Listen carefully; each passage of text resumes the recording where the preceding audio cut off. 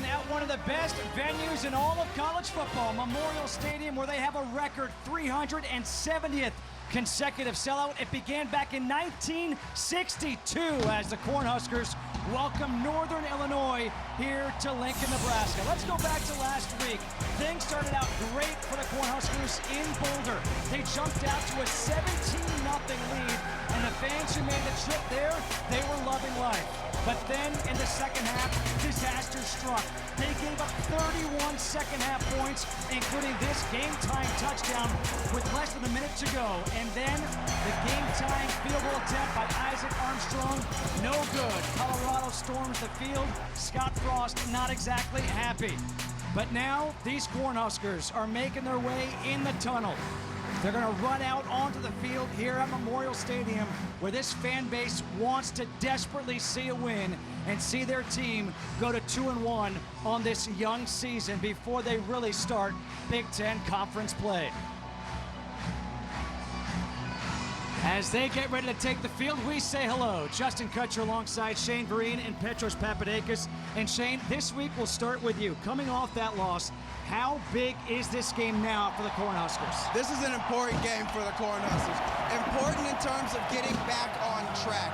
One of the many things that I learned throughout my years of playing football is that winning is a learned habit. You have to win to know how to win. And in the fourth quarter, you got to finish teams, and you got to bring the confidence that it takes to do such that. And Scott Frost, that is the next step for this team. Okay, it might not be easy because Northern Illinois, Petros, they've got a quarterback who's used to playing in the Power 5 conferences, the Cal transfer, Ross Bowers. Yeah, Shane's alma mater. Ross Bowers is a guy who came in here as a grad transfer and immediately started to lead. I like this guy. He's got a live body, over 500 yards passing already on the season, was not intimidated last week at Utah, and you know NIU relishes these opportunities in Big Ten venues. They won here 2 years ago. They did. They won 2 years ago by the score of 21-17. The rematch from Lincoln is coming up next, right here on FS1.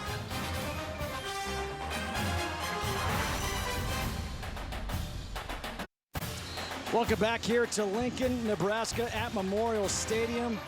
These two teams, they have met before 3 times, as a matter of fact, and we've referenced that win by Northern Illinois in 2017, the only MAC team with a win over Nebraska. Nebraska, they won the toss on an 86-degree night, 58% humidity. They have elected to receive. And they want to get off to a good start in front of a sea of red. What a great environment this is. John Richardson will do the kicking duties here for Northern Illinois. Wan'Dale Robinson, explosive, back to return for Nebraska. Just soak it in, boys.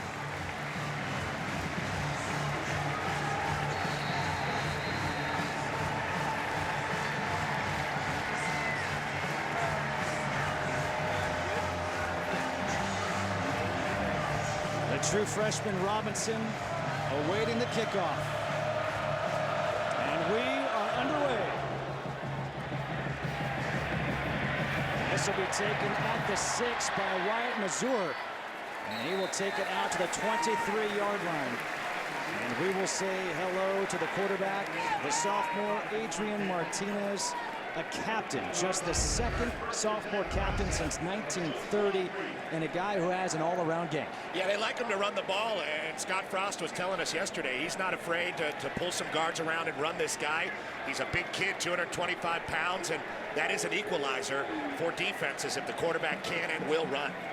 Last year he had 629 rushing yards, 8 rushing touchdowns. He also threw for over 2,600 yards.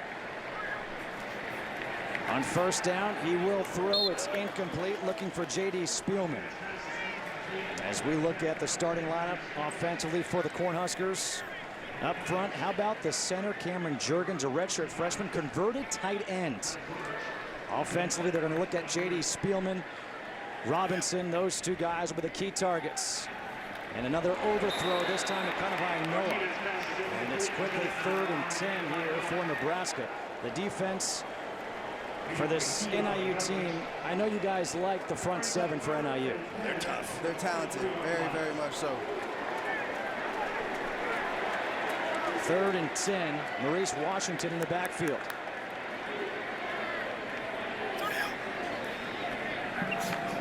Martinez will take the shot down the field over the middle of Spielman. Makes the catch for the first down and much more. All the way down to the 36 of Northern Illinois, a 41-yard completion. You like to see that at Adrian Martinez. 2 bad throws on 1st and 2nd down, but he was able to complete the 3rd down throw. And now they go hurry up. Martinez out into the flat to Noah. Kanawai Noah, another grad transfer also from Cal. He picks up 17. That's his first catch as a Cornhusker. Pretty obvious Scott Frost and the offensive coordinator, Troy Walters, saw something early in this game that makes them feel like they can really air it out and use tempo. It's going to be a run by Martinez, and Martinez gets tripped up in the backfield. That's Jordan Cole able to get a hand on his foot, a loss of 1. Adrian Martinez, a real adult, according to Coach Frost. One of the biggest, most physical guys they've had here in a while playing quarterback. Reminds me of Scott Frost physically. Pressure coming, gets rid of it, Maurice Washington. And Washington is tackled right around the 20. Washington is a player I'm excited to see today. He had a few big runs, big playability last week against Colorado, and I expect more of the same today. As you see, they try to get him outside. He's a guy with good speed that can circle the defense, a guy that can get the ball down the field. 4 catches, 118 yards, and a touchdown last week out of the backfield for Maurice Washington. And now Washington in motion. Wan'Dale Robinson, he is in the backfield now. He motions out. 3rd and 11. Martinez quarterback run, and Martinez will get 2 yards up to the 18. Weston Kramer is there for the tackle, and that'll bring on the field goal unit here for Nebraska. Nice job by Kramer recognizing the quarterback draw there and separating from the blocker to make the tackle. They're pretty stout through the middle like we were talking about. A lot of upperclassmen and a lot of thick and powerful weight. Good job forcing a field goal. Isaac Armstrong on for a 36-yard attempt. And Armstrong's kick is good. So Nebraska strikes first. The big play, a 41-yard pass and catch to Spielman, and it's a 36-yard field goal for Isaac Armstrong.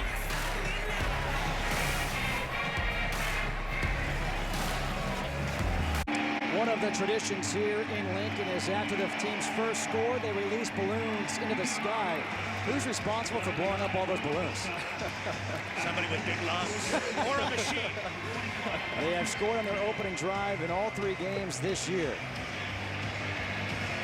It will be William Prista kicking off. Marcus Jones is back for Northern Illinois. The starting fast hasn't been Nebraska's problem. They've been a good, fast team coming out of the tunnel. It's sustaining and the learning to win that Shane was talking about in our open that they need to pull off. This will be a touchback. And Ross Bowers in this Huskies offense will start at the 25-yard line. Bowers, a guy who grad transfer from Cal. People may forget about Ross Bowers. He was their starting quarterback back in 2017, threw for over 3,000 yards, 18 touchdowns. You see what he's done so far this year, 264 yards per game. He likes to sling it. He came in right in the summer, committed on his visit, liked what he saw from this coaching staff. Trey Harbison in the backfield motions out on first down. Bowers, the quick pass, it's incomplete, intended for Spencer Tears. The starting lineup for this NIU offense. Up front, the right tackle, Jordan Steckler, team high 33 career starts. Ritchie, Tears, those are the main targets at the wide receiver position. 2nd down and 10.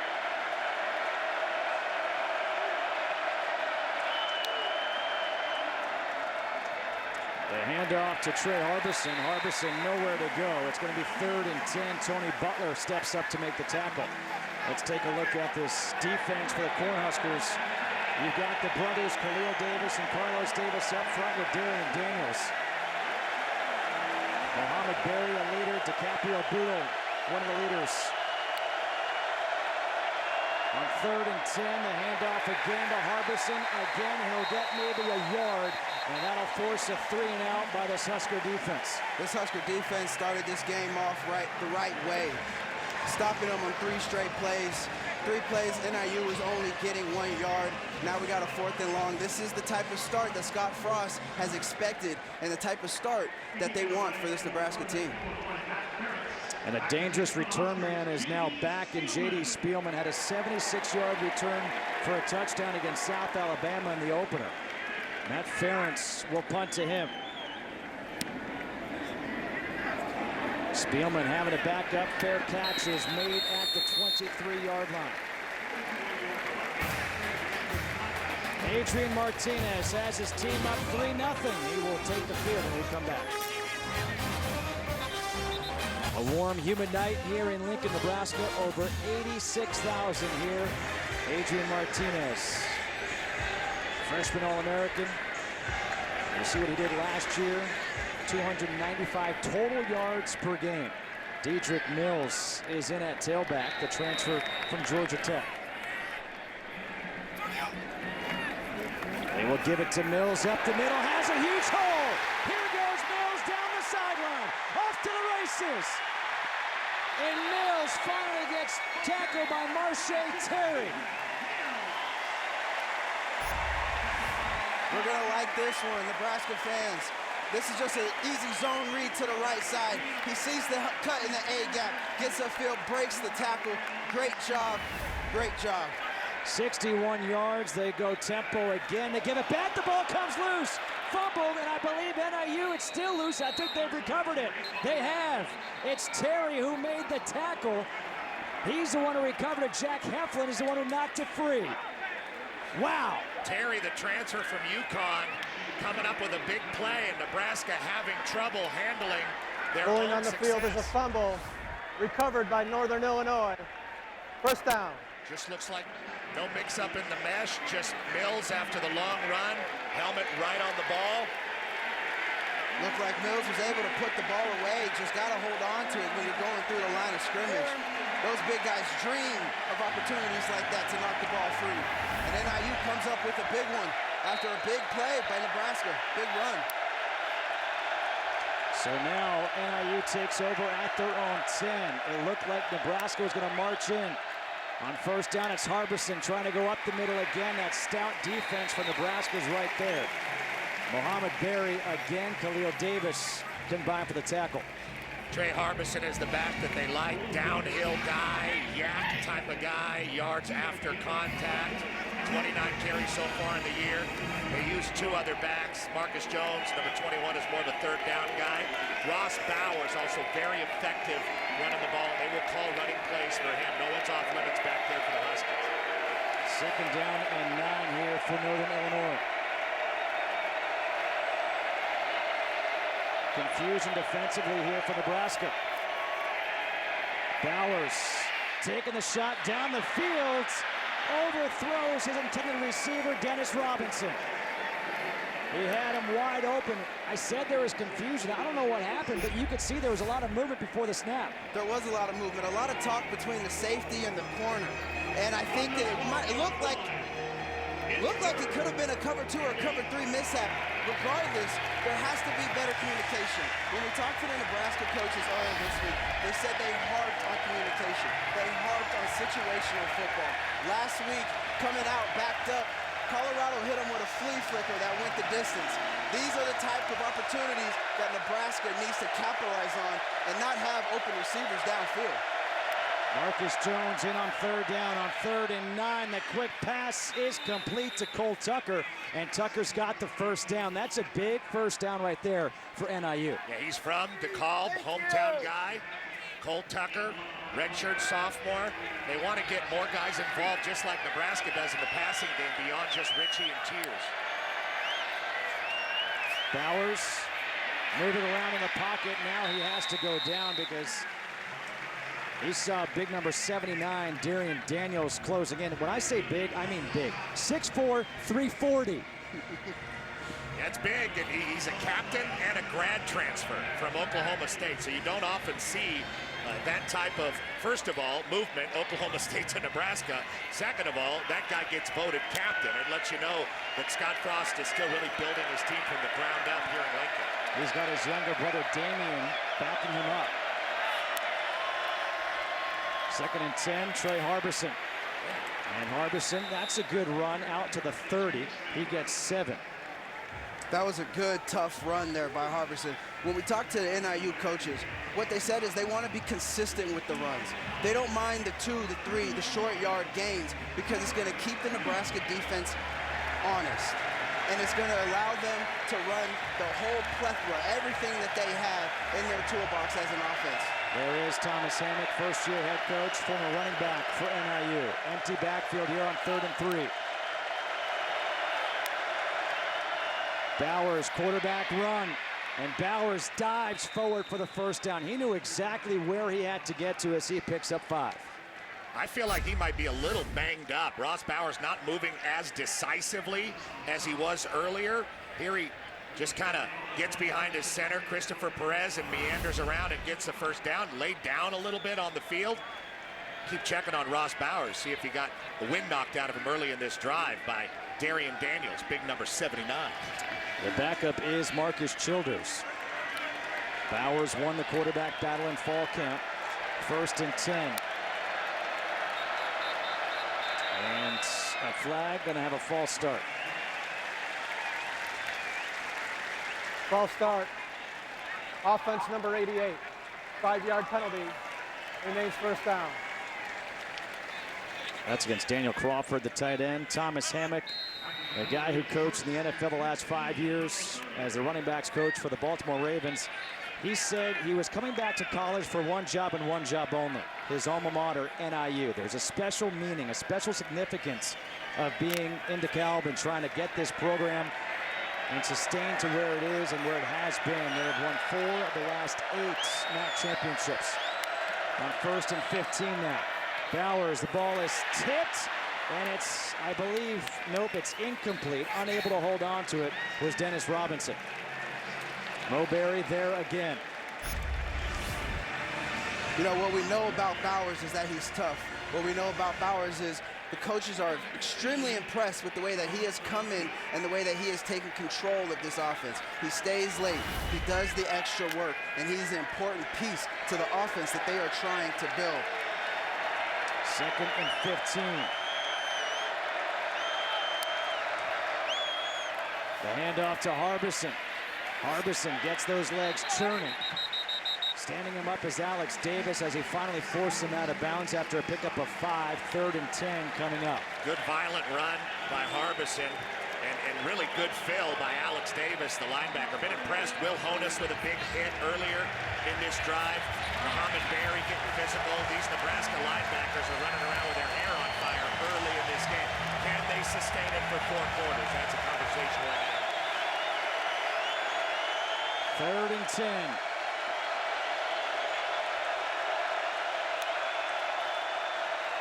Pressure coming. Bowers gets rid of it. Incomplete to Michael Love over the middle. There to break it up was Cam Taylor-Britt. Coaches can't say enough good things about Cam Taylor-Britt. He's heavy, downhill, and he's a good instinctive football player. Passing off the route to number 13, he comes in, breaks up the pass. Had the receiver held on to the ball, he had room to run. He had room to run. Would have been Michael Love's 3rd reception of the year. They are trying to distribute to more guys like They're putting the pressure. They got the block. Nebraska's going to take over at the 21 of Northern Illinois.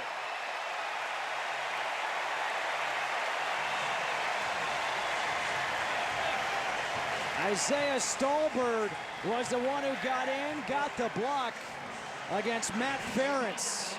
We saw a turnover before. Watch this. I don't even think he ever got a chance. Never kicked the ball, never hit the foot. It just dropped. Does that still count as a block if it never hit the guy's foot? I think he heard some footsteps. Yeah, we're storming the barn on him, and a nice special teams flip of the field for the Cornhuskers. Offense and Martinez back on the field. Austin Allen is the one who recovered that one, so now good field position here at the 21-yard line. Martinez, the shuttle pass to Washington. Washington makes a couple of moves to the end zone, touchdown!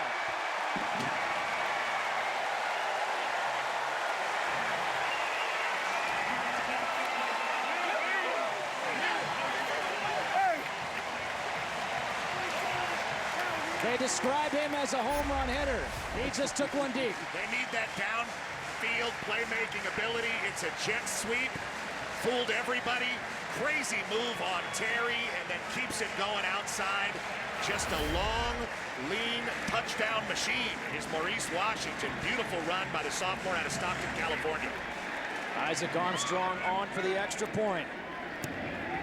10-0. Nebraska leads as they take advantage of the muff punt.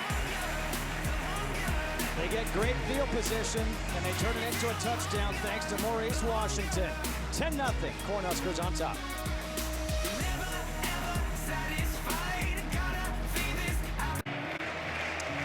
Here is the punter, Matt Ferentz, who fumbled it, never actually swung the leg as the pressure was coming. Maurice Washington took that jet sweep, the shovel pass, 21 yards with a couple of great moves into the end zone. And now William Christop will kick off here to Marcus Jones, back deep. And Jones, fair catch, is signaled for, but he's in the end zone. It's going to be a touchback. NIU, can they get something going offensively here against this Nebraska defense down 10-0?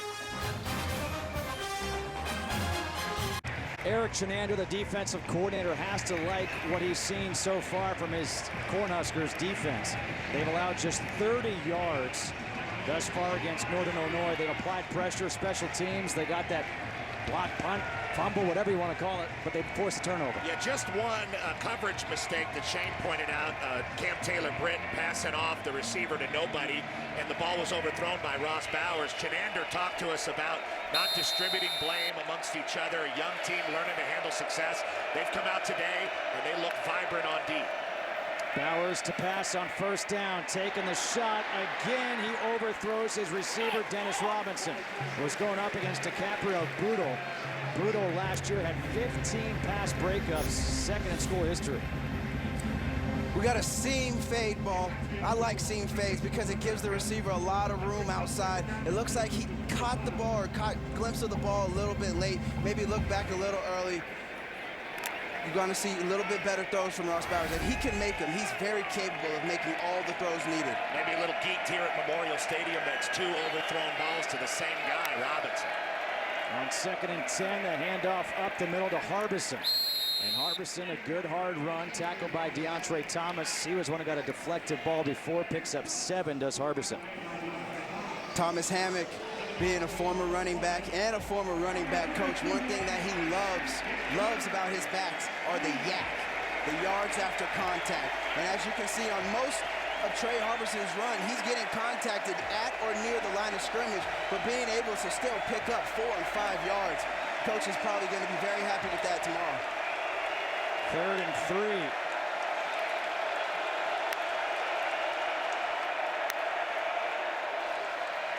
Bowers to pass on the slant, and that's broken up. Great job by JoJo Doman. JoJo Doman is a nickel, that's what they call him, but he's really an extra linebacker, 6'1", 235. But he looked like a nickel here. Look at them out there in space, diving across Michael Love. Great technique, getting the hand there. And this Nebraska defense is up to the task. They've been beat deep twice, but it hasn't hurt them because Ross Bowers has overthrown Dennis Robinson. Ferentz is on to punt again. Spielman is back deep. They brought the pressure last time.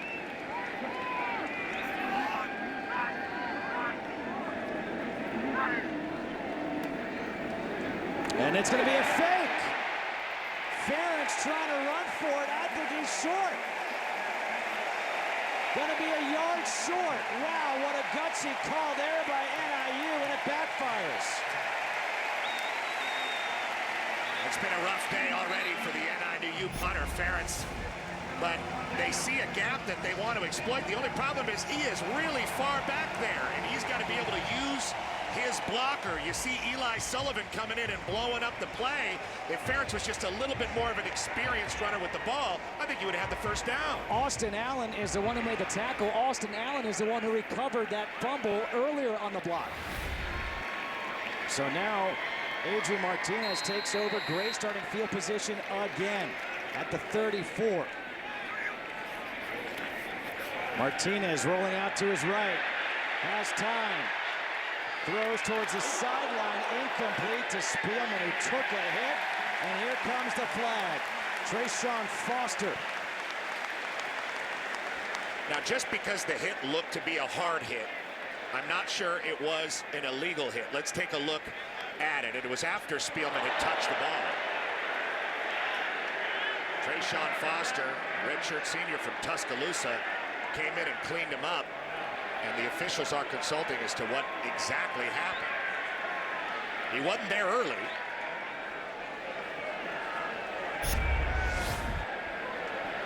See the head and the crown and what he hits with. Yeah, he lowered that head. That call is going to stand. That call is going to stand, absolutely. Hopefully this player can stay in the game. I'm not so sure he was targeting, but it doesn't look good. Personal foul. Targeting. Defense number 11. 15-yard penalty, automatic first down. The play is under further review. Mark Kluzinski, our referee. The replay referee is Rick Jackson up in the booth. And all these targeting plays get reviewed now to see if the player will be ejected or if they will be able to stay in the game. Now, let's not forget McKelty Williams, the starting strong safety. He's out of the first half because of a targeting call in the second half last week. And you hear the crowd reacting to the hit. I'm not sure if it was necessarily a malicious hit by Foster, but you got to keep that head up. That's the way the rules are today. In my day, they would have said good hit and high-fived you on the sideline. But the way the rules have changed and the game has really changed the way we hit in the secondary especially, and it has made the game safer. There's no doubt about it. Trayshawn Foster is going to have to pay the price for this, and that means 2 safeties out the first half for the Huskies and Coach Hammock's team. Yeah, they've really done a good job in moving the game forward and protecting the defenseless receivers. Guys that go up high for balls, you got to allow them to come down. Or you don't have to lead with your head. Use your shoulder. Put your shoulder into their chest, into their body. That will suffice. Leading with the head used to be, like you said, Petros, used to be the norm. Used to be a pat on the back, a good hit. Let's see the call here by Mark Kluzinski. After review, the ruling on the field is confirmed. Targeting, defense number 11.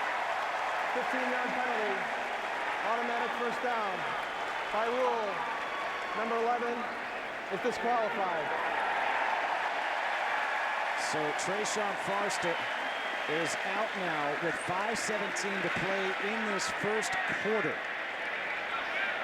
And beyond that, they move the ball up to the 19-yard line. Robinson and Mills in the backfield here for Nebraska. The Cornhuskers trying to capitalize again. The handoff is to Mills. Mills will get maybe back to the line of scrimmage. Vinny Labus is there for the tackle. Vinny Labus, Weston Kramer. We did tout this front 7. There is Coach Derek Jackson, the defensive coordinator. Robert Wimberly, the co-defensive coordinator. There's Coach Jackson right there. The first choice by Coach Hammock when he knew he was getting his job. Very stout on the inside. Nebraska's going to have to bring their lunch pail if they want to run the ball between the tackles tonight. On second down, Martinez. Martinez forced out of the pocket, scrambling, throws. Is this going to be intentional grounding? They say there's a player in the vicinity. No foul for intentional grounding. Number 26 was in the area. Weston Kramer was the first one there, then Matt Lorbeck finally got to him. And Dietrich Mills was trying to run a screen. None of the offensive line got out because Martinez was in so much duress. Now Martinez will run it, and Martinez is maybe going to lose a yard here. Weston Kramer again. So the fans here not exactly happy with this drive by Nebraska. I don't think the Nebraska coaching staff will be either. They had great field position. You know, you got to take advantage of those, and those are the things that's going to put Nebraska into that upper echelon of teams, being able to score when you get field position like they just had. A 37-yard attempt now for Armstrong. He converted from 36 earlier. And this one is blocked. Northern Illinois taking it back the other way. How about special teams so far? It was Devin Haney who was able to recover. Antonio Jones-Davis is the one who blocked it. Well, this just shocked everybody in Memorial Stadium right now. Northern Illinois just owning the front here and coming around right through the middle there is Antonio Jones-Davis, the firm. Called the law firm and making that block. Huge moment for the Huskies as you see Adrian Martinez trying to process that last drive. There's the firm. Been having some crazy change of events here in this game already. Special teams wackiness is Lincoln. Just in the first quarter. Play action. Bowers escapes, and now he'll throw this one away. Mohamed Berry again in there to apply some pressure. Some nifty maneuvering by Bowers. This was not the crispness that NIU came out with last week to start the game against Utah. He gets out of the tackle of Berry there and is able to let it go. Number 89 was in the area. 89. He does have a live body, and it is hard to get your claws on Ross Bowers. 2nd and 10 from the 49. Jordan Nettles is in the backfield.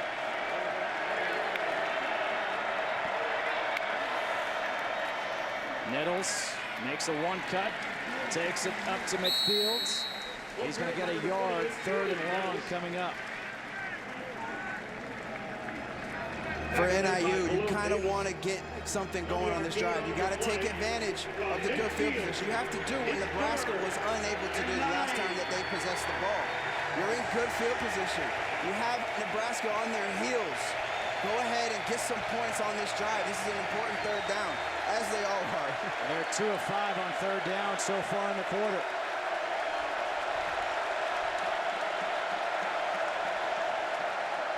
Bowers steps up, and he gets wrapped up. Carlos Davis was there. Darian Daniels finished up top. A sack, a loss of 2 on the play. That's 660 pounds of Husker defensive line that closed on Ross Bowers' 200-pound body. You're going to see he thinks he's got a hole right here. He does not. Those guys just close it down immediately. The gate shut right on his head. Just like it did the monster in Return of the Jedi. Remember that? Great reference. Good reference. There's Spielman back at his own 9. Matt Ferentz. Pressure comes again, just got it away. And let's see where they mark this one out. What a night for that kid so far. Holy cow. He'll be glad when the first quarter's over. They're walking this one off. Wow, they marked it out to 20. That was generous. A lot of red bodies around that one. It's going to be tough for him to feel comfortable back there. We'll start Saturday strong next week with the big noon Saturday game of the week as Shea Patterson and number 10 Michigan take on Jonathan Taylor and number 14 Wisconsin. It all starts with a big noon kickoff pregame show at 11 a.m. Eastern on Fox and the Fox Sports app. That should be a good one next week. Here we are in just the first quarter, 2:15 to go. Justin Kutcher, Petros Papadakis, Shane Doreen with you here. In motion goes Wan'Dale Robinson. Empty backfield now for Martinez. Martinez to Robinson, makes a cut, and Robinson dives forward to the 29. Jordan Cole there with a tackle, a pickup of 9. A lot of room to get the ball out there to Wan'Dale Robinson. I think the whole stadium knew that one was coming. He was one-on-one and ran a little arrow route. The Huskies gave him a lot of room, kept it underneath, but good gain on first down. Now 2nd down and 1. It's kept by Martinez, and Martinez, he is corralled. You know, I wonder the loss of Tyshawn Foster early in this game. You mentioned on the play before giving a lot of cushion to the receivers now. I wonder the effect, the long-term effect for the rest of this game, you know, with the loss of Tyshawn Foster in the secondary for NIU. Their front 7 is as good as any front 7 that we've seen this year. Yep. Michael Kennedy, nice tackle there. The firm was involved, really making it hard for Martinez up front. Martinez will run again, and Martinez trying to reach. He'll get tackled by the firm, Antonio Jones-Davis, and I think he came up short. I think he came up short.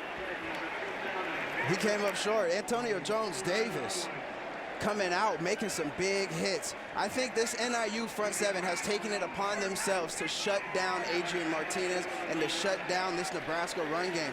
We know that Nebraska wants to be more of a run-heavy offense. And right now, they're having a tough time doing it.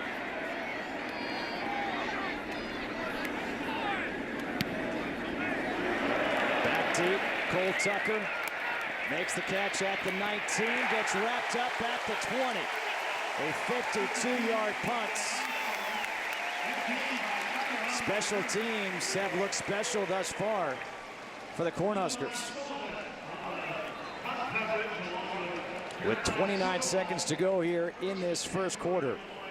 Look at what NIU has done on first down so far. Yeah, they've had trouble getting started quickly, and that hurts the tempo that they're trying to run with their offense. You can't play with a lot of tempo if you don't have success on first down. But their defense just did them a great service, gave them the ball right back. Let's see what Bowers can do with it. Bowers 0 for 4 on first down so far in this game. He'll hand off to Nettles. Nettles able to stay on his feet to get a couple of yards. So get 3, setting up 2nd down and 7. And I would guess that NIU would let this clock wind out and this first quarter come to a close. An impressive first quarter defensively for Nebraska, giving up just 43 total yards as they lead by the score of 10-0 at the end of the first quarter. The touchdown, Maurice Washington, 10-0 Nebraska at this one. College football will return after these messages.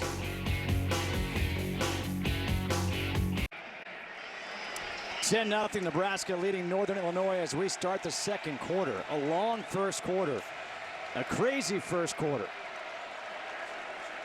Turnover, special teams, miscues. 2nd down and 7. Bowers 1 of 8 for 11 yards thus far, has overthrown Dennis Robinson a couple of times. Ritchie in motion. And the pass is caught by Mitchell Brinkman, the tight end. And Brinkman is out to the 31. Nice little first down, 2nd down play to get the first down by NIU. Brinkman is 8th catch of the year out of Council Bluffs, Iowa. The tight ends, they have 15 catches already this year for over 200 yards. A record for NIU tight ends is 475 in a season. Well, that was a nice play call. Good movement. Now the handoff up the middle to Nettles. He'll get 3, 2nd and 7. Mohamed Berry with another tackle. I like the 3 backs for NIU. They're not getting much up front, but they're making do with what they have. That was a nice little jump cut there by Nettles. Each one of these backs brings something different to the table, and that's why they're playing. When you have a head coach that was a former running back, you know that he trusts you as a running back if he puts you in this game. 2 backs in there, Jones and Nettles here on 2nd and 7. Bowers fakes one way. Bowers has to get rid of it with the pressure coming all over the place. They are not letting Bowers feel comfortable at all. And it's shown, and it's shown. It's not the start that he had wanted. We know, we've seen Ross Bowers, especially at his time at Cal. He's a better quarterback than this, but they're just up in his grill, up in his face, not giving him any time. He's got to get rid of the ball. That's a smart play. He's throwing the ball off his back foot a whole bunch. He is, yeah. Jones, a third down back, is in on 3rd and 7.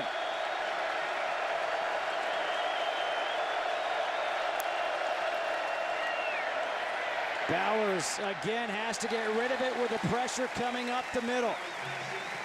This time it was Ben Stille coming virtually untouched. And they have been bringing pressure. One thing that NIU has been struggling with is passing the ball on obvious passing downs. They run a stunt, bring pressure up the middle, and they get right to them. NIU is going to have to be better on those 3rd and longer situations as long as they're staying behind the chains. J.D. Spielman back to receive the punt by Matt Ferentz, if Ferentz can get the punt off. This time they set up for the return. That is a booming punt. Making the catch at the 10 is number 10, Spielman. And Spielman, a difficult tackle as he goes out the 17, a 56-yard punt. A great atmosphere here in Lincoln as the Cornhuskers lead in the second 10-0. 13:31 to go here in this first half. Nebraska leading Northern Illinois 10-0. Here at Memorial Stadium, Justin Kutcher alongside Shane Vereen, Petros Papadakis, Dean Blandino with us back in LA. The 370th consecutive sellout here at Memorial Stadium began back in 1962. Unbelievable fan support for the Cornhuskers. That's one way to put it. Maurice Washington gets tackled in the backfield by the firm Antonio Jones-Davis. He's making John Grisham very happy tonight. And he's made that took me a second. He's made a big adjustment, you know, coming from the Mike linebacker position to playing outside, but it is not messing with him today. First team all MAC, first team all everything. What a baller. Martinez has time. Throws to Spielman. He's got the first down. Spielman up to the 33-yard line. Adrian Martinez. One thing that Nebraska offense is going to do, it's going to make you think about a lot of things. Fly motion left, then we're coming back with the drag route by Spielman into the open area. Martinez, the quick pass to Kanawai Noah, able to juggle and hang on. As he is to the 40, gets 7. 2nd and 3. Noah Sr. out of Honolulu, Hawaii, one of those guys that they want to get more involved in the offense. It can't just be Spielman and then Robinson. They need more production from the perimeter. Handoff here to Washington, changes directions. Washington again off to the races. There goes Washington. They're not going to catch him. 60-yard touchdown run.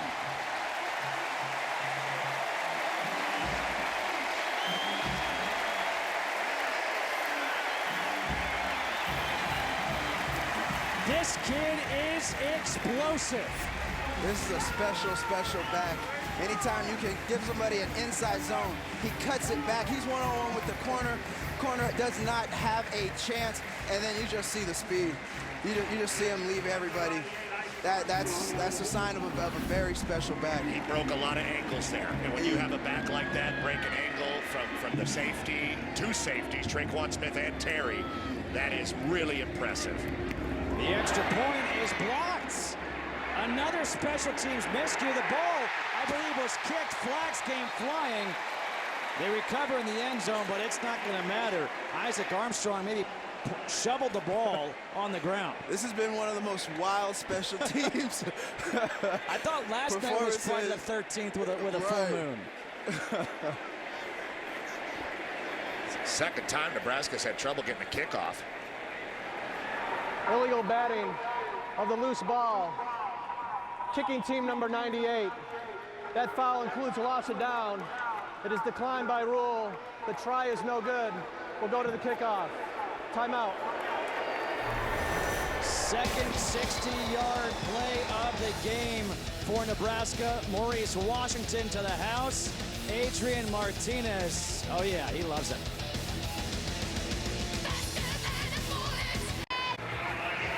So far, there's a lot of reasons to cheer if you're a Nebraska Cornhusker fan. How about that touchdown run by Maurice Washington, a career-long 60-yard run? And he showed off the explosive ability that he has that this coaching staff loves. William Prista will kick off once again for the Cornhuskers. Marcus Jones will take this at the 6, the fair catch, and let's go back to that run. Well, this was just a pretty simple inside zone. It's supposed to just go right there inside, but when you have a guy like Washington who can exploit things on the edge, here he is one-on-one with Traquan Smith. He's supposed to take it underneath that guy, but you can't take a guy with that kind of speed lightly on the edge. And if he can get around you, he's going to take it to the house. Nobody had a chance. And who's Traquan Smith replacing? Traquan Smith is replacing Tayshawn Foster. We saw him leave the game early with the targeting penalty. And you got to wonder, how is that going to continue to affect the NIU defense? Harbison back in at tailback for Northern Illinois.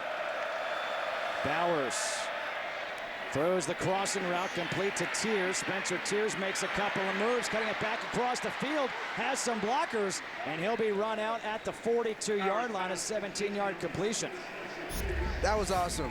These are the type of plays that we want to see more from the NIU defense, NIU offense, excuse me. Just a simple crossing route. And once Tears gets the ball in his hands, once the playmakers on this team get the ball in their hands, they can be special. Takes it all the way back across the field, cuts back against the grain. Like it. Tears had 5 catches for 112 yards last week at Utah. It's kind of a coming out party for him. That was a really nice run. Now the handoff, and stuffed in the backfield is Harbison. Colin Miller, career-high 6 tackles last week. Gets that tackle for a loss of 2. The offense for NIU thus far, obviously they've been shut out, but look at this. 3 3-and-outs. 3 punts, a fumble, a turnover on downs. Not exactly what Thomas Hammock was hoping for to start this game on the road in a hostile environment. Well, he's got to be happy with his defense. They've been giving him a lot of opportunities to get the ball back. The quick pass to the tight end is caught. Daniel Crawford. He gets the first down. Crawford takes a hit.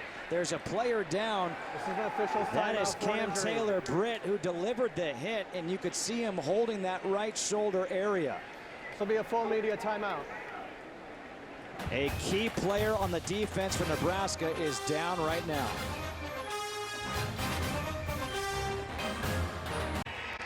You can see the trainers holding Cam Taylor Britt's right arm as he walks off the field. 6 feet 215 against 6'2", 250. Yeah, he was just in an awkward position trying to hit Daniel Crawford here. You see his head was down, hit him right on the shoulder, and that's a big guy.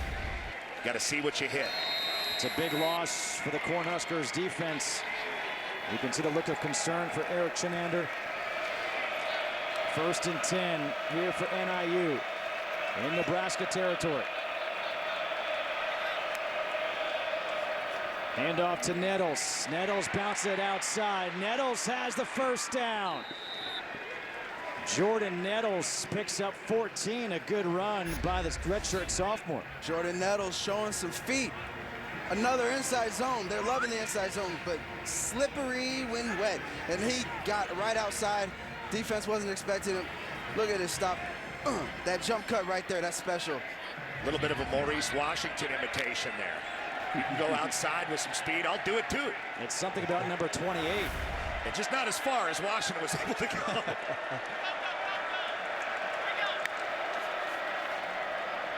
They give it back to him. Trying to get around the edge. He can't. It's Doman again with a good play. A tackle for a loss of 2. You're going to see good feet again. Another inside zone play, immediate penetration, and Nettles does have good feet to get away from that. Just great to get back to the line of scrimmage. Nice job keeping containment by JoJo Doman, who's been very good tackling here in the first half for the Huskers and Coach Chin's defense. 2nd and 12 from the 35.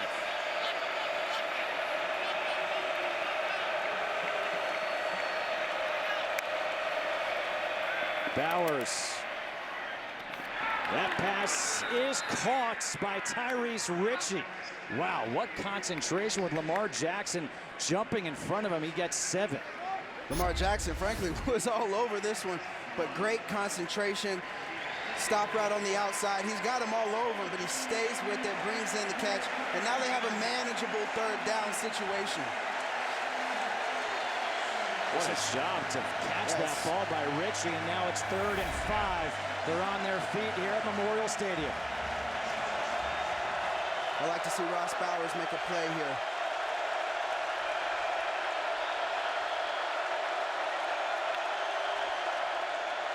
Nettles. He's going to be stuffed. Very conservative play calling on 3rd down in the first half, really from both teams, Nebraska and NIU. Pretty conservative call, but let's see what they're looking to do on 4th. Looks like they're bringing in the kicking unit. Yep, Petros, I was with you. I was wondering, was that going to be 2-down territory right there, trying to go for it on the road. This is a 45-yard field goal attempt. With the fake punt earlier, I figured it would have been 4-down territory. John Richardson on for 45. And Richardson's kick is good. Well, so much for what we know. They got points on the board, 16-3, 7:58 to go in the 2nd.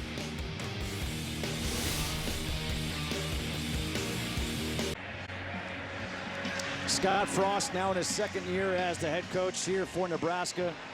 His team just gave up a field goal, so let's make some adjustments.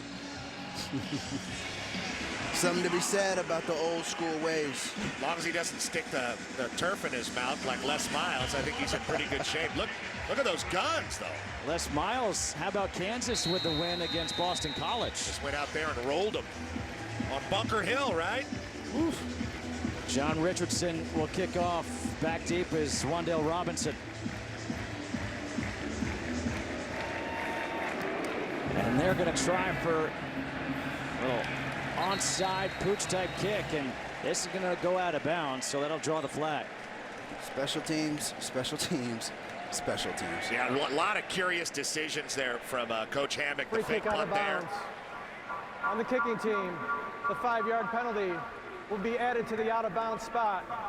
1st down. And that gives Nebraska a huge advantage after a nice drive by NIU. Don't forget, coming up, it's the State Farm Halftime Show with Mike Hill, Brady Quinn, and Reggie Bush in LA. And guys, that to me kind of baffles me, because if you're going to go with that, why not try to go for it on 4th down and get another 1st down, extend the previous drive? Fair point. I mean, this Northern Illinois defense has been playing very well, especially in the front 7. They've been acquitting themselves great, and you put them in a tough position right here at the 50. Dedrick Mills, play action. It's zipped out to Mike Williams. Williams cannot hang on. He was hit by Jalen McKee.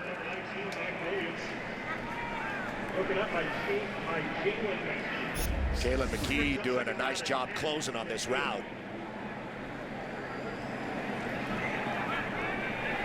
Now that's a good hit. That's a nice form tackle. Head to the side, putting your shoulder pad right on the ball, knocking it loose. Martinez, what a move by him. Frees up some space to Spielman down the field. Unable to make the catch. It's McKee again right there to break it up. Couple of good plays by McKee. That just shows you the life of a defensive back. You can't rest on your laurels. You knock one loose, and here they come right back after you 2nd down. Martinez, like you said, Justin, spectacular move to get himself free. Little too much air under that ball, and McKee is able to close the distance and make a really good play. Notice how his head was looking at the ball the whole time. He never looked back. No problems with any kind of interference call. Great play by McKee. We're going to have a whistle before this play is run. A timeout taken by Northern Illinois. This is their first of the half. This is the 30-second timeout. 3rd and 10 coming up. And it is the dawn of a new era as Fox becomes the home of WWE SmackDown Live. The action is unleashed every Friday night beginning October 4th, only on Fox. Where's Hacksaw Jim Duggan?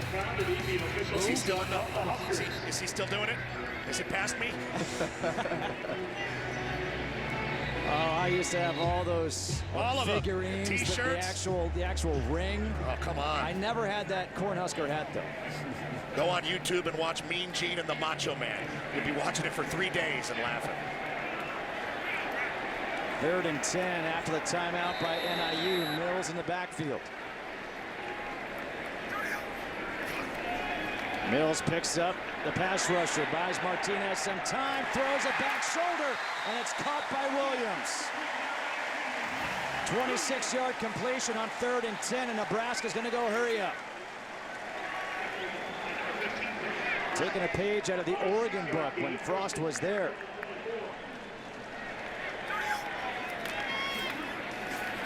Handoff up the middle, breaking free is Mills. Touchdown, Cornhuskers.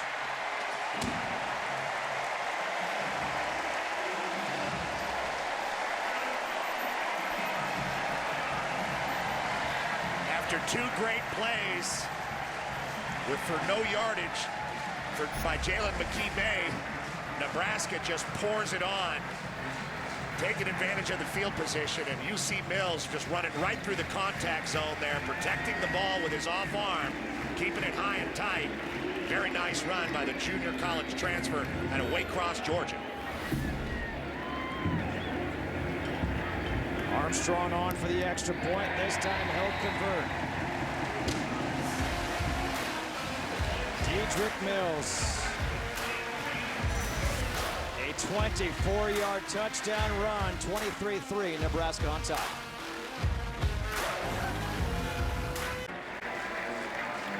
Nebraska took advantage of great starting field position due to a questionable call on the kickoff by NIU. Dedrick Mills, that 24-yard touchdown run. Nebraska to almost 150 rushing yards tonight. They have 6 plays of 20 or more yards. As William Pristup will kick off, Marcus Jones is back deep. And Jones makes the catch at the 6. Jones gets hit hard as he crosses the 20-yard line. You know, you watch Dedrick Mills make that run. He had a long run in the first quarter, and that really bodes well for Scott Frost Huskers. They need big plays from guys other than Maurice Washington. And I know you know about this, Shane. When there's one running back going off, everybody wants a piece of that pie. Guys want to have long runs stride out on TV. Oh, yeah, it's the great competition in the backfield. Me and my man Javit Best. I mean, we had one heck of a time going back and forth. He gets a good run. Now I want the ball so I can go get a good run. And not for nothing, this is a very talented NIU front, and they are running the ball very well against it. On first down, the handoff to Harbison. And Harbison will get 1 yard. DeAndre Thomas was right there. We came in talking about Ross Bowers, how he's been a really bright spot for NIU at quarterback. He's been kept in check, 5 of 14 for just 57 yards and been under pressure a ton.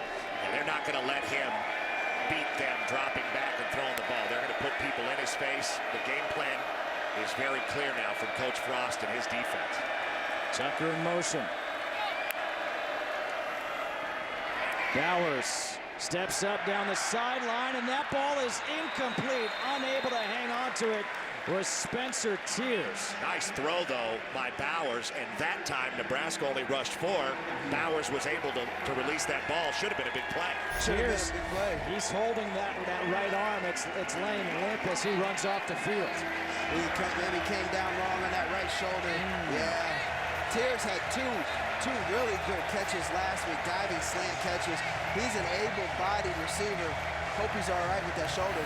Lamar Jackson grabbed that face mask at the last second right before the ball arrived. I don't know if that caused the incompletion or the shoulder injury. It went right through his arms. Now 3rd and 9. Pressure coming. Bowers moves around in the pocket, throws, and that ball is incomplete. Was looking for Daniel Crawford. Lamar Jackson looked like he got a hand on it. What defense by Jackson. Great defense by Jackson. Man-to-man defense, old school. You can see it's going to be a post route, a cross route. Ooh, he got a little bit of the jersey. But if they don't call it, it's not a penalty. What makes you say that? His shoulder pad hanging out? I wonder if Crawford's like, hey, ref, look at my shoulder pad. You think it just came out on its own? Physical corner play from Lamar Jackson, 2 plays in a row. Good job by NIU on that time, picking up the blitz. Northern Illinois, this is their 2nd of the half. This is a 30-second timeout.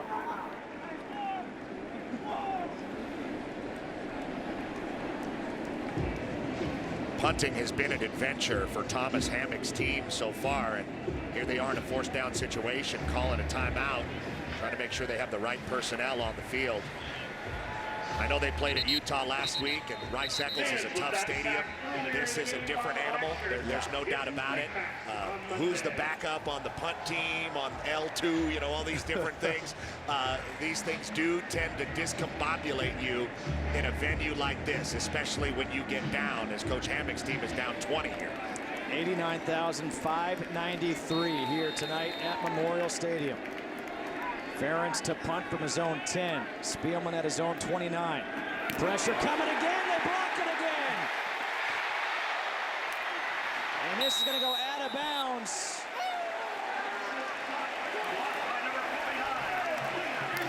Isaiah Stolberg with the block. Guys, I've never seen this before, ever. I've been a part, and I have seen a lot of football. And I understand I'm only 30 years old, but this is crazy. Yeah, it's an adventure, punting the ball. There's no doubt about it. And that time the pressure came from outside of that little wedge of personal protectors that they have built. And whatever the scheme is right now for NIU, it is not working. Everybody in Nebraska feels like they have a chance to block a punt. And watching this game, it feels like they have a chance every time NIU is forced to kick the ball. Martinez after the block to the end zone. The one-handed catch. Incomplete. Oh, what an effort there by Jack Stoll. Whew. That would have been phenomenal. He had the fans in the student section ready to explode if he was able to bring that one in. Stoll is a pretty good tight end for them. He can put his hand in the ground and get out and make some plays on the perimeter. That time, he did not come down with it, though. No possession. Wan'Dale Robinson in the backfield.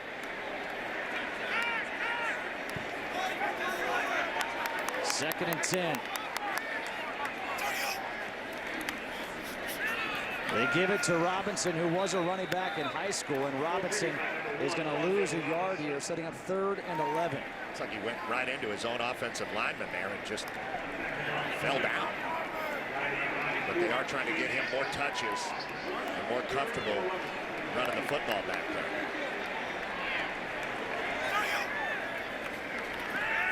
Martinez out of the pocket. Martinez throws, and that is incomplete. Again, targeting Jack Stoll.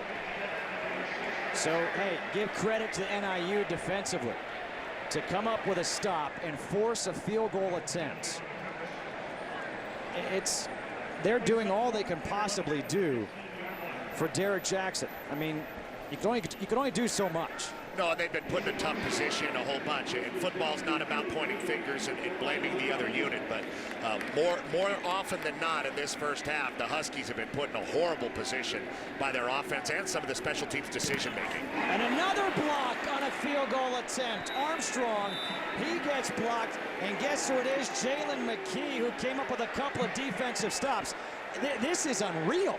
This is unreal, but you gotta love it, man. You gotta love it. These kids are not giving up. They continue to play hard. There's something going on special teams. There's something going on special teams where they're just feeling blocks. They feel like they can get through. McKee coming off of the right side of your screen here, getting his arms up. Hit him on the elbow, too. I think Armstrong's timing kicking the ball is way off, and that is why McKee, if he's on time kicking that, there's no way McKee should be anywhere close to that. You can't come from the edge and get there unless the kicker is really taking his sweet time getting his foot to the ball. And you see that, I believe, called the surrender cobra. Yes, you are correct. From the Nebraska fans, dumbfounded. To be honest, I was in the surrender cobra position myself. This is insane. On first down, Bowers pressured, throws the tight end Brinkman, and Brinkman has the first down up to the 33. A 13-yard completion. Mohamed Berry with a tackle. Both Brinkman and Crawford are two able-bodied, very good tight ends for NIU. They're looking to get them the ball any way, shape, or form, different ways, different matchups, trying to get them matched up on the smaller secondary for Nebraska. It's 2 field goal blocks and a PAT block for this NIU defense, and they've come up big on that side of the ball. There's the other tight end, Crawford, as you talked about. He's got himself another first down, gets 13 again. Eric Lee brings him down, but we talked about these tight ends, their targets for Ross Bowers. They have been the best receivers for Bowers tonight. Oh, there's no doubt about it. You can see the comfortability when Bowers is throwing the ball to the tight ends. Those have been his most accurate throws. They protected that time. They picked up a cross blitz on the play before, and he was able to step in and put that one right in the chest.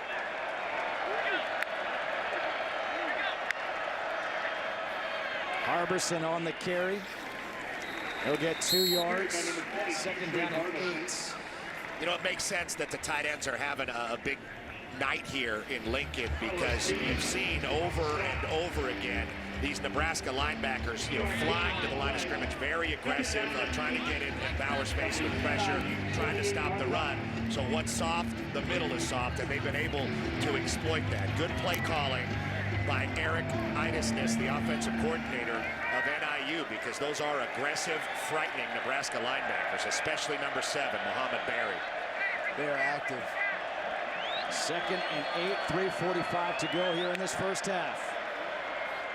Bowers, good job in the pocket, but overthrows his receiver. There is a flag in the backfield. Dennis Robinson again, the intended receiver. Is this going to be a hold? Yep. Flags in the backfield. Holding. Offense number 61. 10-yard penalty. Repeat second down. It's against Ben Olsen. There's Idisness right there, the offensive coordinator. One of the guys that Coach Hammond called to come in his coaching staff when he knew he got this job.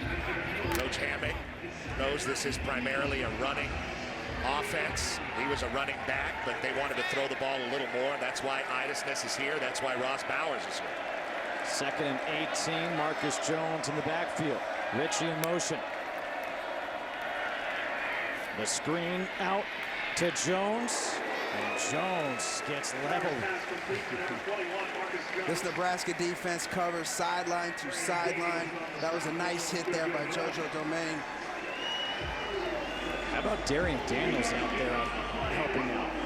340 pounds out there in the flat. Run to the ball. Run to the ball. They run. They are a fast flow defense. If he gets tired, they'll bring in his brother. When he gets tired, they bring the other brother back. Or they go to the other brothers, Khalil and Carlos Davis. 3rd and 14.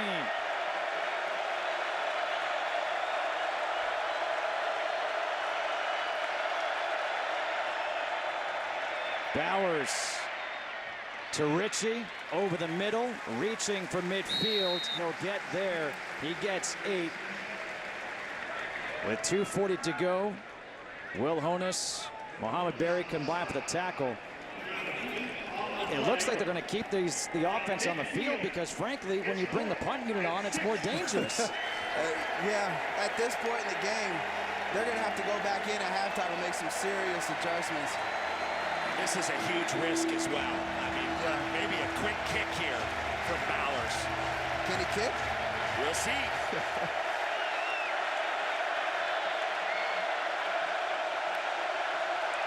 There it is. Good call, Petros. I see a P. And that's going to be down inside the 5. Nothing wrong with a quick kick. A 46-yard punt. But this is the reason why we just saw Ross Bowers punting. Matt Ferentz has had himself a night to forget. How about for Nebraska? There's a field goal that's blocked. Ferentz, another one blocked on a punt. Armstrong, really? Put a tent on Memorial Stadium. It's a circus out here. A lot of special teams screaming and yelling are going to be going down at halftime. And if you're Coach Hammock, your defense has given you a lot of opportunities to stay in this game. Offensively, just now coming around at the end of the second quarter. The pass to Washington, trying to get out of the end zone. It's going to be a safety.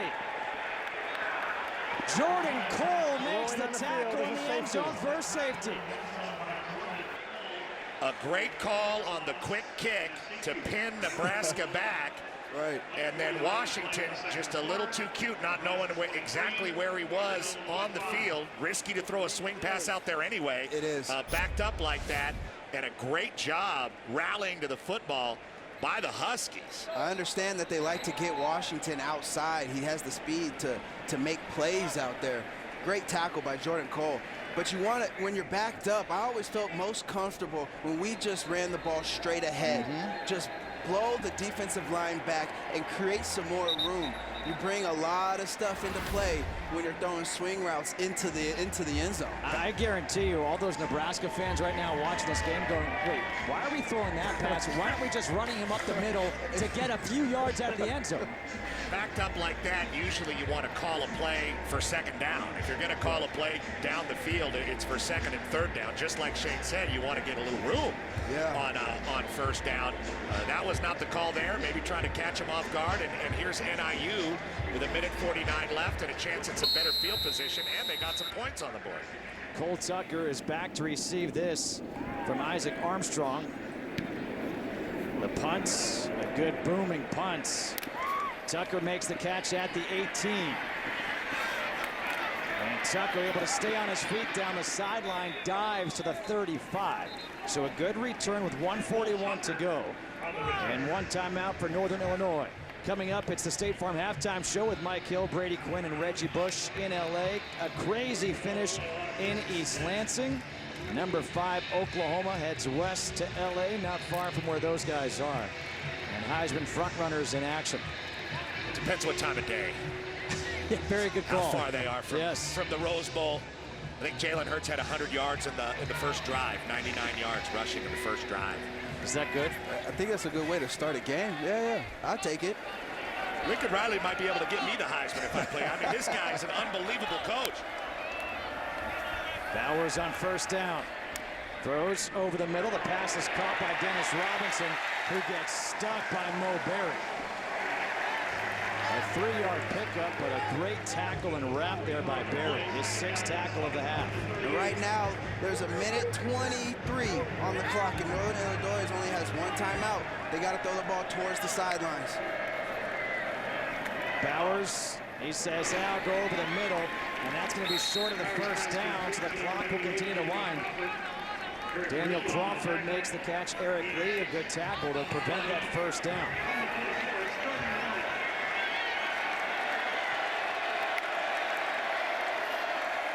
Bowers, the quick pass, incomplete for Ritchie. Lamar Jackson all over him. Another Lamar Jackson Nebraska, having number 21 a good lost night. his helmet on the play. He must leave the game for 1 down. 4th and 1, 53 seconds. Honestly, I'm doing the same thing I did before. I'm doing the quick punt here by Bowers for field position. With 53 seconds left, you know, you can get a first down and you still have a timeout if you choose to go for it. Let's see if they put anyone back there for Nebraska. To be honest, right now on 4th down in any special team situation, I don't know what to expect.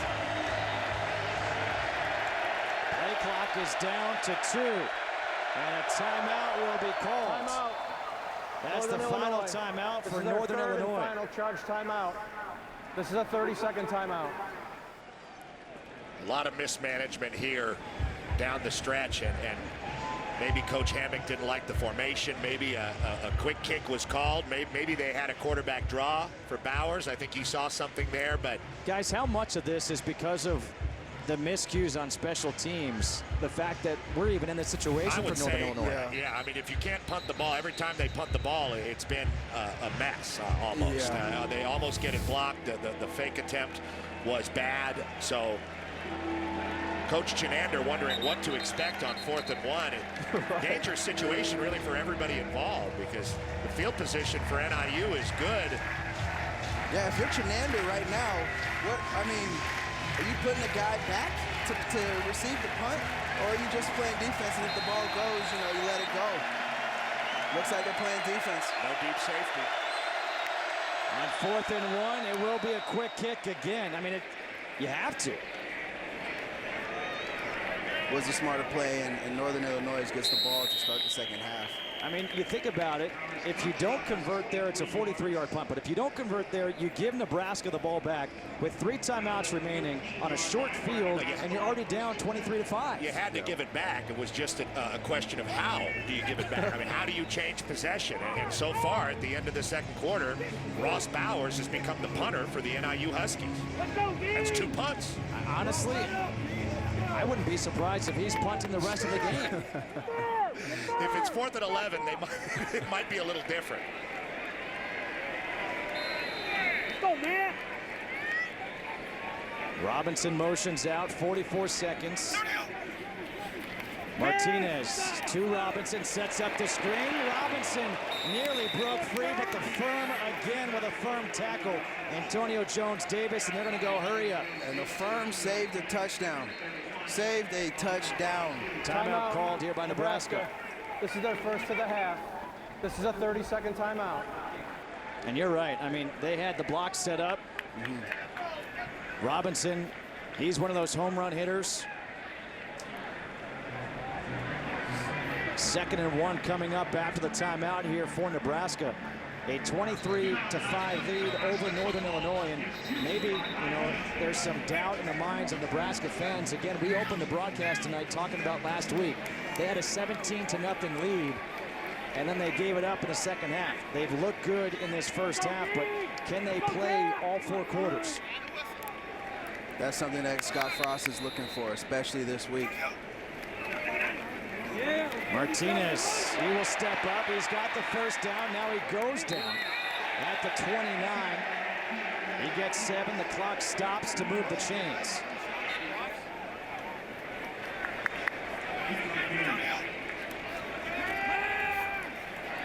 To the sideline. It's Spielman, gets out of bounds with a first down at the 43. Stops the clock with 19 seconds. It's a nice job there by Spielman.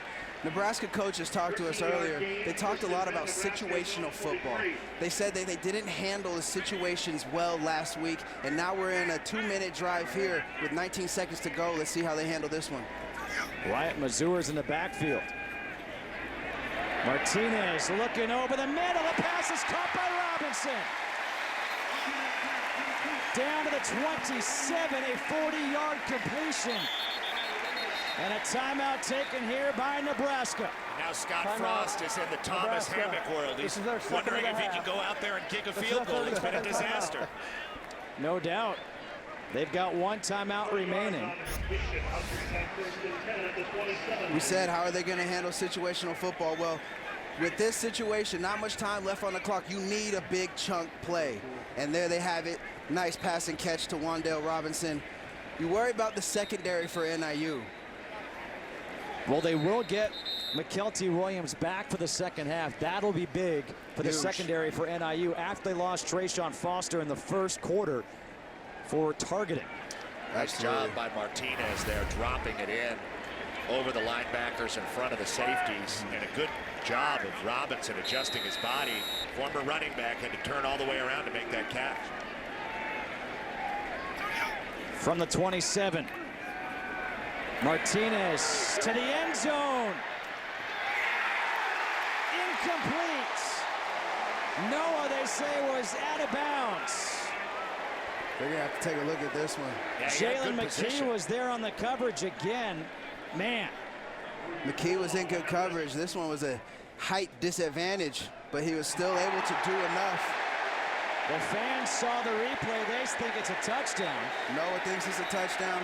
From far away, it looked almost like he might have both feet down, but let's take a look. Previous play, if the receiver was out of bounds, the play is under further he's review. inbounds. One there and one out, but that is a touchdown at the college level. Good defense by McKee Bay, but just not enough. Noah doing a great job being big and physical. 6 foot, 200 pounds. Went up and got that ball. Look at Noah I think watching. he likes it. I think he likes it. This is a guy, kind of by Noah, who ended his career at Cal with a catch in 19 straight games. This game, his first time he's made a catch. Let's bring in Dean Blandino from Los Angeles. Dean, if you can walk us through, what should the call be? Yeah, so I could see what the official on the field, what he saw was that right foot on the sideline, but what the receiver actually does, he gets control and has that left foot down first before the right foot touches out of bounds. So this is a touchdown. The call should be overturned. Yeah, I think we're all in agreement there. Let's see After review, the receiver controls the ball and gets his left foot down. It's a touchdown.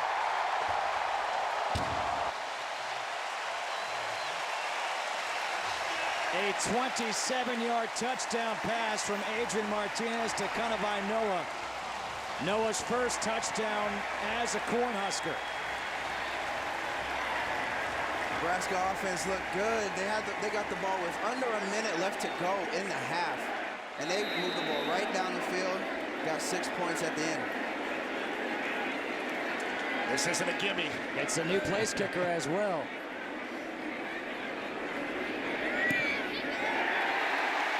Well, we don't even know who he is. He's not listed, but he just made the extra point. And Kanawai Noah's got a touchdown. 30-5, Nebraska.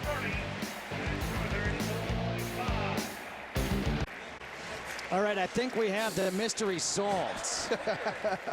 The player who just converted the extra point, we believe, is number 48, Lane McCallum, who is the first safety/place kicker I've ever seen. The more you can do. Well, that's the third kicker. Obviously, the starter's hurt. The punter has been kicking. And he's been replaced.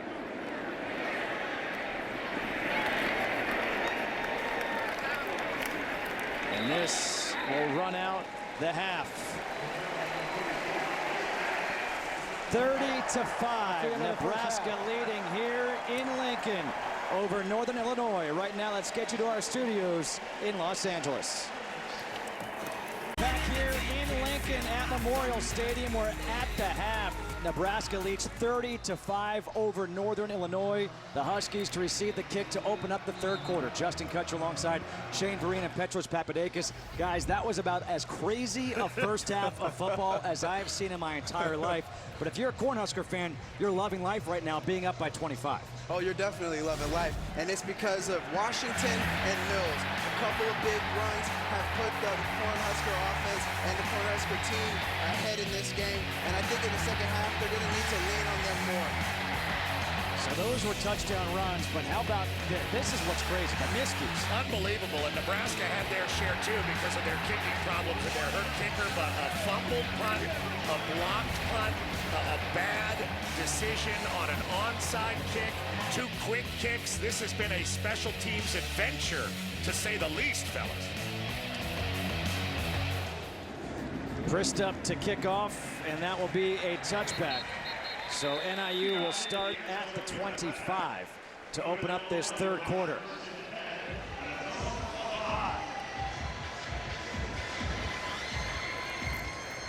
Ross Bowers, 11 of 23 for 104 yards in that first half. You see, they couldn't get anything going. I mean, total yards, they had 146. Started moving it a little better toward the end of the second quarter, but Nebraska started to rip off big chunk plays that really hurt them. Northern Illinois had a safety in the first half. It's their first safety since 2011. Here on first down, Bowers gets it out to Harbison. And Harbison gets tackled by JoJo Doman. Doman had a good first half for the Cornhuskers. This is very important for Nebraska, just like Shane was talking about in the open of the show. Can they learn to win games? Can they learn to sustain intensity for 4 quarters and finish teams? That's part of the growth of this team. It's part of the growth of this program under Scott Frost. They have a great opportunity here against a tough opponent. 2nd down and 7. Harbison again, a patient run. And Harbison is out to the 33, gets 4. Muhammad Berry with his 7th tackle of the game. 3rd and 3 coming up, and again, this defense asked the crowd to get into it.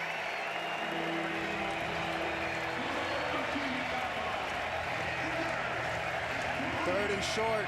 This is not a good position that Northern Illinois was in earlier in this game in the first half. They haven't really given themselves manageable 3rd down. This is a good situation for them to convert and get things going on offense. Just 2 of 11 on 3rd downs tonight. Handoff up the middle, and they convert thanks to Jordan Nettles. Nettles, who we saw in that first half, has good feet, shifty, can make a cut. He gets 6 here on 3rd and 3. Nebraska had some good plays and big ones that we just saw in the highlights at halftime. And NIU got down in the first half. But that being said, their defense really picked them up in the first half as well. It could have been a lot worse. Now the offense has got to sustain some drives against this Nebraska defense, which has been very stout.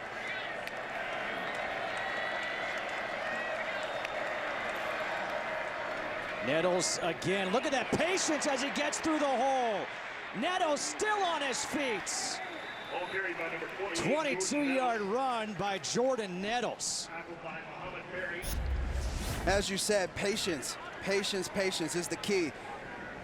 They bring somebody around. He hits that backside. That play was designed for him to follow the polar around. He hits it backside. They tell you when you run the power play like this or a counter play, you read it A gap and out, inside out. And he did it tremendously on that play. 1st down. Harbison now in. Bowers, that ball is tipped at the line, incomplete.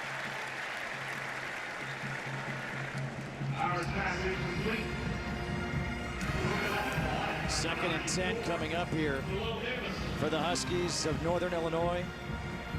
They lost last week at Utah 35-17. Here on the road, first-year coach Thomas Hammock trying to start this second half in a positive way.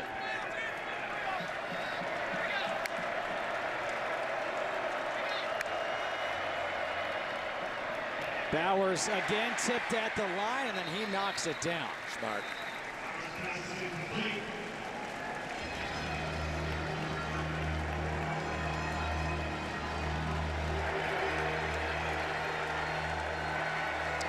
Welcome to those of you on FS1. Here we are at Memorial Stadium in Lincoln, Nebraska. Justin Kutcher alongside Shane Vereen, Petros Papadakis, Dean Blandino with us from Los Angeles. Nebraska leads Northern Illinois here in the 3rd quarter, 30-5. 3rd and 10 coming up on the opening drive of this 3rd quarter for the Huskies. Ross Bowers on the crossing route. Completes the pass to Cole Tucker. There is a flag that came in late.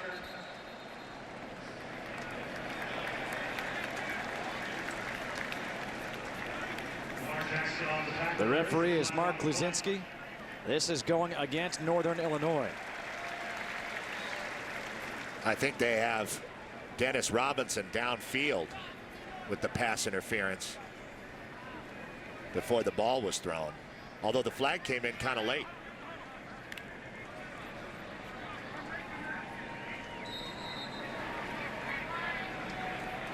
It's going to be declined. Pass interference. Offense number 17. The penalty is declined. 4th down. Here it is. You're going to see it on the left side of your screen. He's going to run right into Berry. And that is the dreaded point of emphasis this year that Dean Blandino could tell us all about. And that is a rub play or a pick play, and they are being called more than ever in college football this year.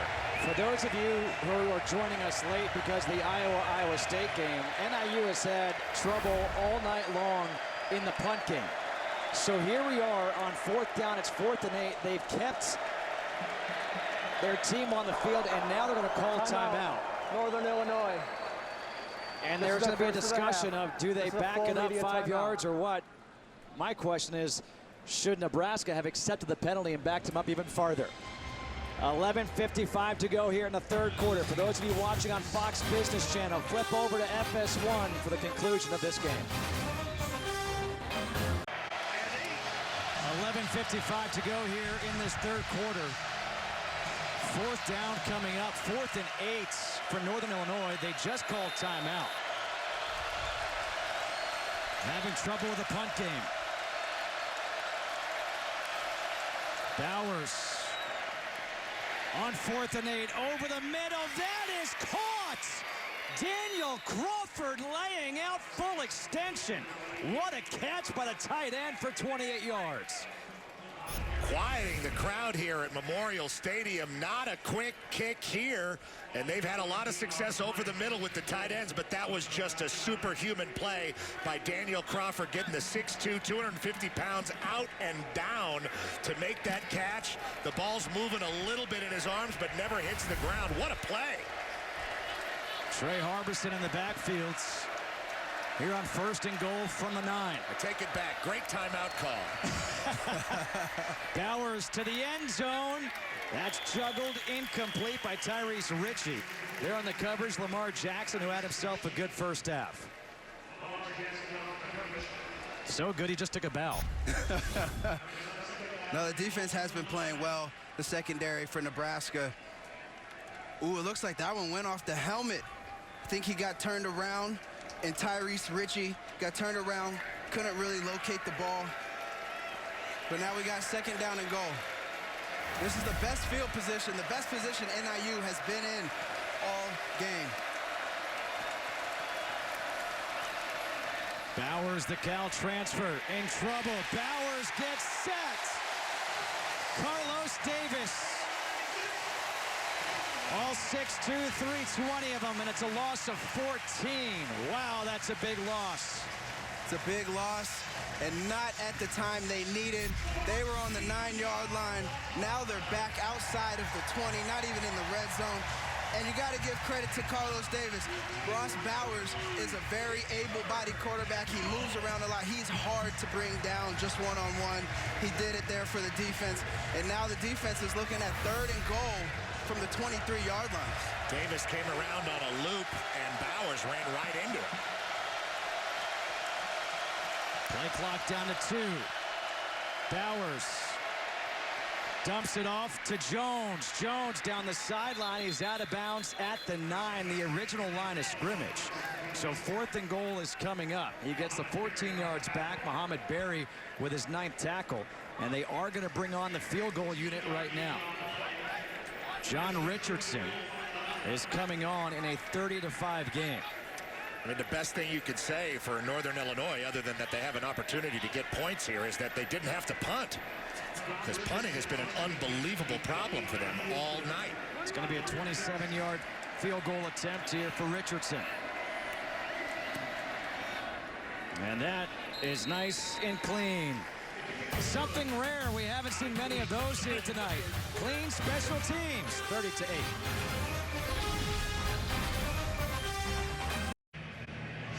A 22-point lead for Nebraska here in this 3rd quarter. The story of the game, though, is the 5 block kicks combined. How about the total yards, time of possession? It's actually in favor of NIU. However, all those block kicks and turnovers. Let's see if this Nebraska team, everyone wants to know, can they put together a full 4 quarters? John Richardson will kick off. Wan'Dale Robinson is back deep for the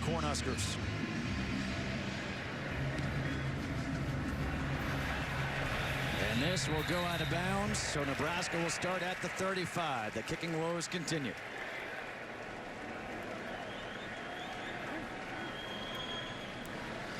It'll be interesting to see.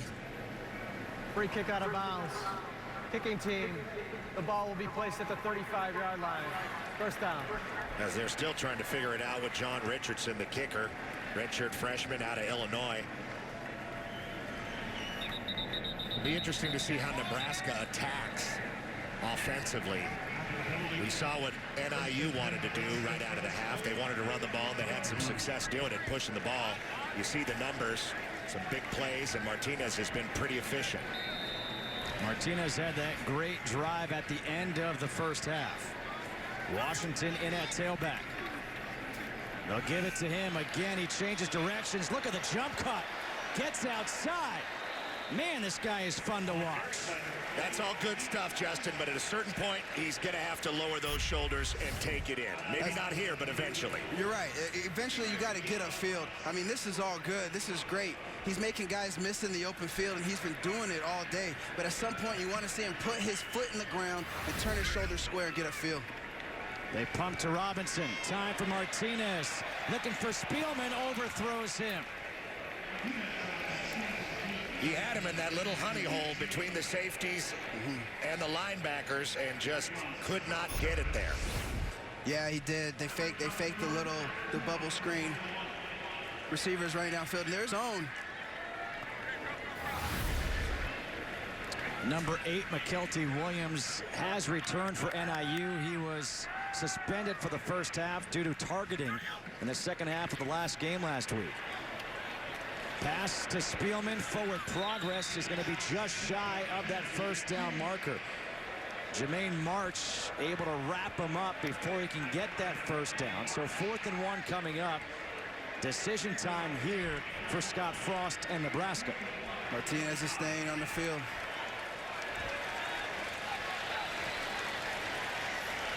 You think he might punt this time? That would be 3 quick kicks in a game. That'd be a record. Dedrick Mills, no, the quarterback keeps it. Martinez gets the first down, able to get around the edge. Vinny Labus could not wrap him up. He got the jersey, but couldn't bring him down.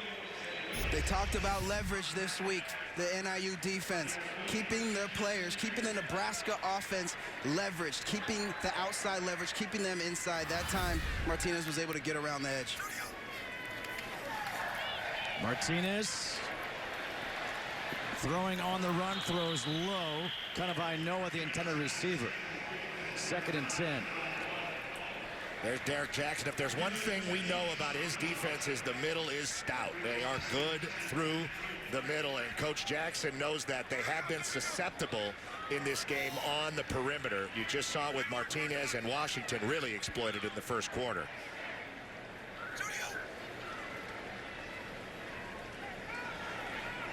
At hard count. Get the defense to bite. Reset.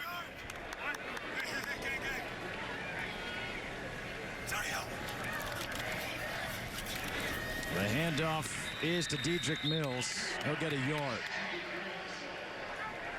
There is McKelty Williams with his first tackle of the night.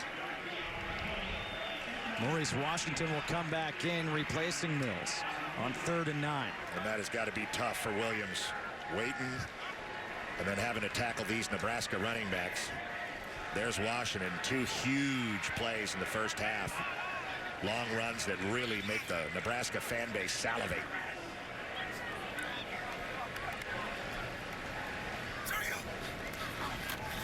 Pressure coming. Martinez escapes.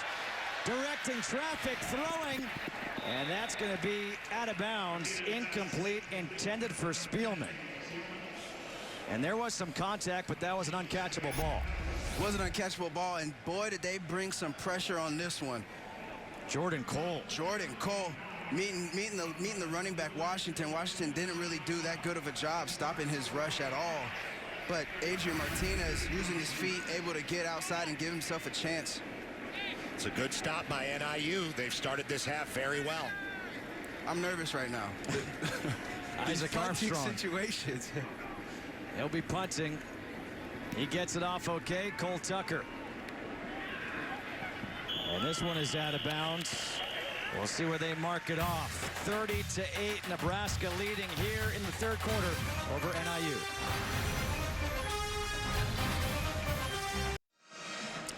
Yesterday was Friday the 13th, but apparently the spooky things are happening today. This fake punt attempt did not convert. How about a field goal attempt? Nope, that one gets blocked. This punt blocked. Another field goal attempt gets blocked. 5 blocked kicks in the first half combined. Something that none of us have ever seen. Atif Austin, the special teams coordinator for Northern Illinois, has really been dealt a blow in that first half. Jordan Nettles in the backfield here on first down for the Huskies. Nettles takes the handoff, nowhere to go. Will Honus was there, a loss of 5 on the play. Will Honus, Wichita, Kansas junior, one of those aggressive Nebraska defenders. The side-to-side stuff against this team is not really that great. You're going to see Muhammad Berry really kind of flowing over the top and making that play straight ahead. I think is much better for NIU up against this Nebraska defense. When they go to the perimeter, they haven't had a lot of success. Now 2nd and 15, empty backfield. Bowers gets rid of it quickly, incomplete off the hand of Tyrese Richard. 3rd and 15 from deep in their own territory coming up. Like you said, Petros, going side to side against this Nebraska defense, it's not going to really do anything for you. They just have too much team speed on the defensive side of the ball, and they run side to side really well. Even the big guys, even the big 300-pounders down there with their hands in the dirt, even they can move. This is a very athletic Nebraska defense. A big 3rd down right now with the punt troubles that NIU has had.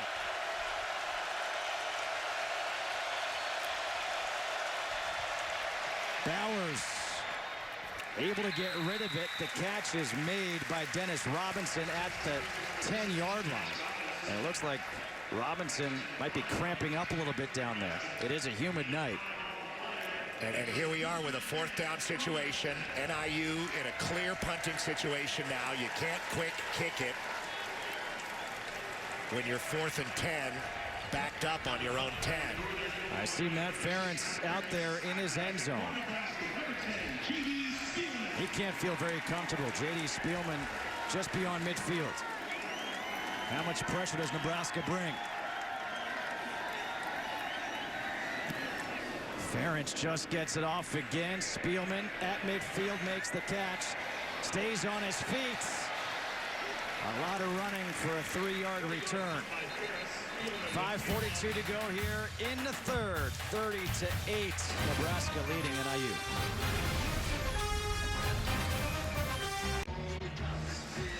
Scott Frost in year 2 at his alma mater.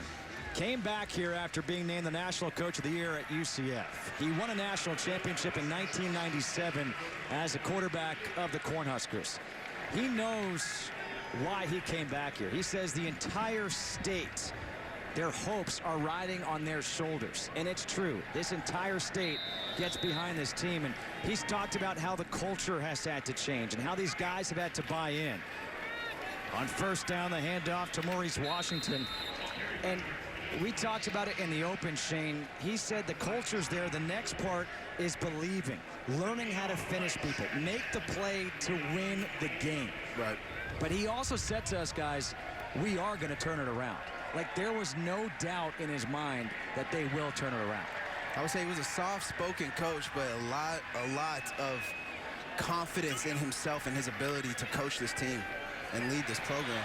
Martinez scrambling, throwing to Noah, who tried to come back to make the catch. Incomplete, 3rd and 10.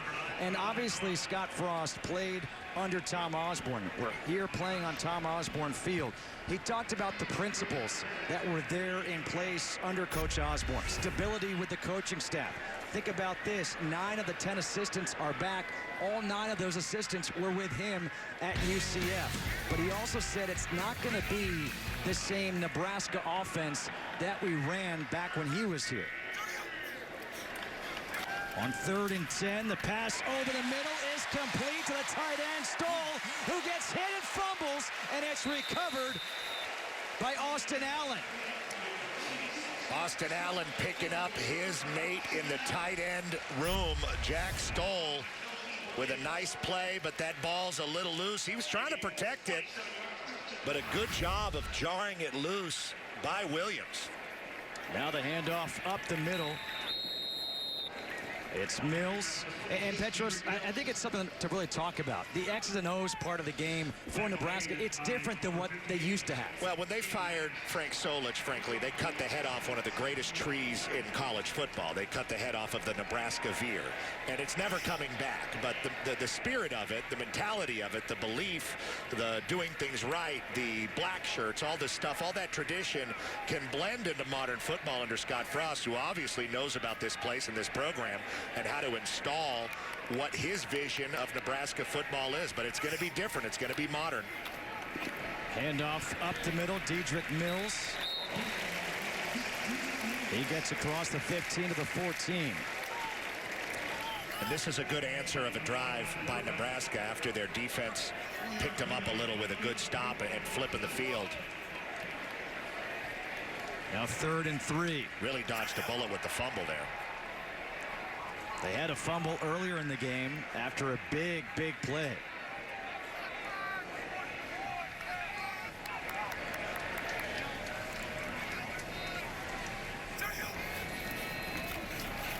The handoff to Mills. Mills, a couple of nice cuts, planted, got down the field, gets 4 when he needed 3. Jordan Cole with the tackle.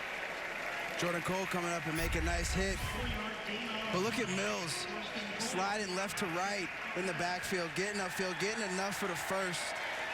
He's been very, what's the word I'm looking for? Explosive. He's put the offense on his back at many times, this whole running back group, really. It's kept by Martinez to the end zone, touchdown. Adrian Martinez with his 3rd rushing touchdown of the year.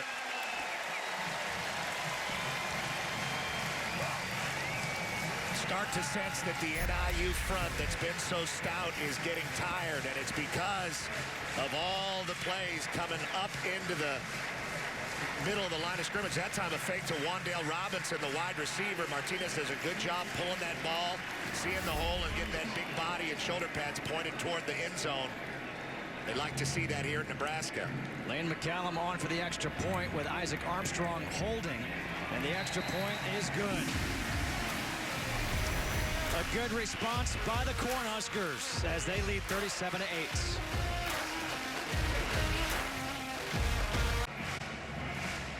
It truly is one of the great environments in college football. Memorial Stadium here in Lincoln, Nebraska. The entire state gets behind this team. The game preceding us was Iowa State. You think about programs, it is the entire state that is a Nebraska Cornhusker football fan. Yeah, not just the 2 like they have in Iowa. The support here is unbelievable. It really is. And how everybody is so nice is also unbelievable. We were taught by Ariel Storr about the Go Big Red Trance. Very special plays. This kickoff will go into the end zone. Marcus Jones, he'll take a knee out there. And now flags as guys are getting into it. Unnecessary at this moment.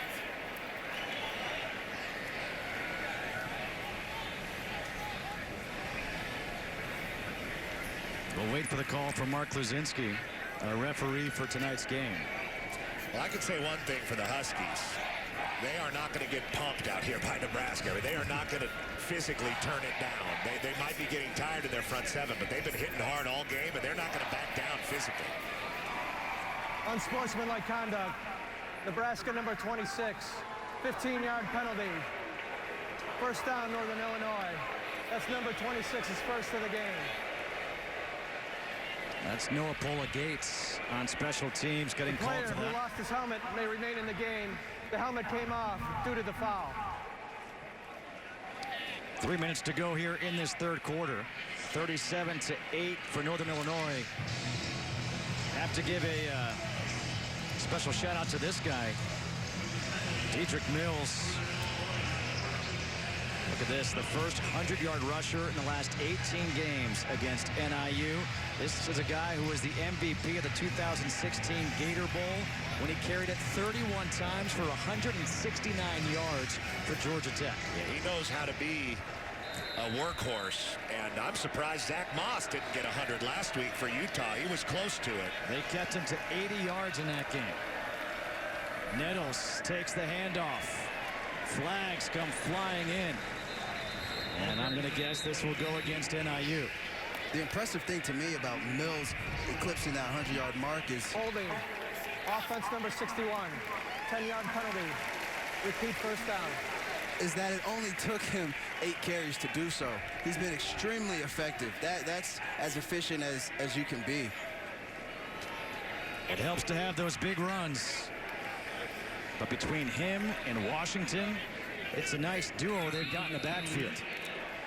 Yeah, and they've gotten Wan'Dale Robinson back there a little bit, a little Tayshawn Austin action as a running back / wide receiver. I remember Dana Holgerson was using him that way.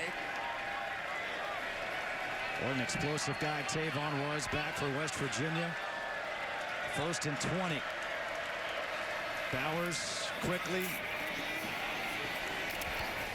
able to get it out to Jordan Nettles. And Nettles gets 10 back. Unfortunate start for the Huskies there offensively on this drive with the holding penalty on Ben Olsen, because if you're the Huskies right now, not only are you thinking about scoring points, you see the OC, Eric Idisness right here, they really need to possess the ball a little bit too, because the front of their defense is getting tired and they're very exploitable at this point. They need first downs so their defense can rest. Bowers on 2nd down over the middle, completes the pass to Spencer Tears. Good to see Tears in the game after he left before he fell on that shoulder, and he's apparently okay. 3rd and 3 coming up. We've seen over and over again, Ross Bowers, the passes that he's been completing successfully have been right there in the middle of the field. And with this 3rd and short coming up, if I'm Nebraska, I need to change something up defensively in my coverage so that I'm not giving them open passes, open receivers in the middle of the field. Bowers to the tight end, Brinkman, and Brinkman, he will have the first down. Again, targeting the tight ends, Colin Miller with the tackle, but not before Brinkman got the yards he needed. It looked like he was trying to turn a big rig to get that first down. There's Coach Eric Chenander, the defensive coordinator here at Nebraska. Has been a lot of places with Scott Frost. Played his football in Iowa. I know he ignored the Cy-Hawk tonight because he's coaching here. Under a minute to go here in this 3rd quarter. Bowers able to get rid of it to Tucker, who gets pulled down by Eli Sullivan. A pickup of 17. Nice play by Bowers. He got that ball off just in the nick of time. They were coming with some pressure from his backside. As you see, coming from the boundary over here. Number 22, the defensive end, he gets through, puts some pressure, but Ross Bowers is good. Slid his feet, moved over to the right, delivered a strike. 17 seconds to go here in Lincoln in this 3rd quarter. Bowers straight up the gut to Crawford. Stays on his feet, gets the first down. That'll stop the clock with 5 seconds. Darian Daniels there. And now the clock will start. And that will end this 3rd quarter. The end of the 3rd quarter. Nebraska leads 37-8 at the end of 3. FS1 College Football will return after these messages.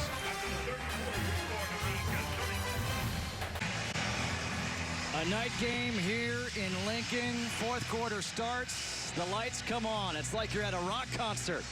37-8, Nebraska leading Northern Illinois.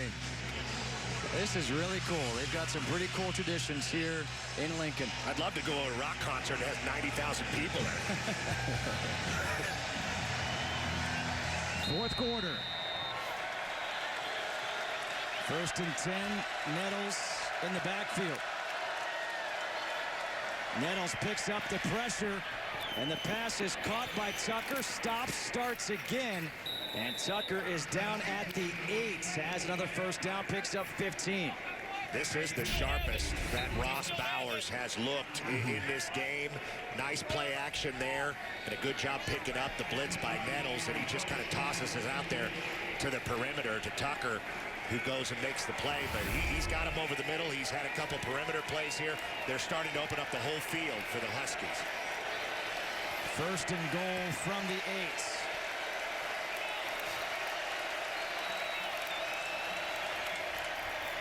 The handoff is to Tears, and Tears gets hit out of bounds at the 2. Markel Dismuke.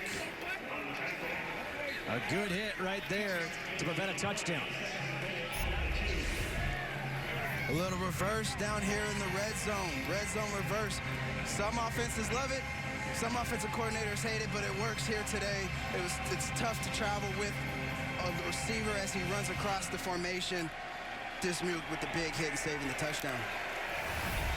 2nd and goal now from the 2. The fullback is in. Harbison. He's going to be tackled inside the 1, setting up 3rd and goal. Well, you know right now, here in the 4th quarter, this is 2-down territory right now for NIU. No chance that if they don't get in here on 3rd and goal, they're going for it on 4th. This has been a very good drive for NIU. They've done a good job running the ball, running play action. As Nebraska's defense, Coach Chenander's defense, taking a deep breath. Harbison goes up. Harbison gets stuffed.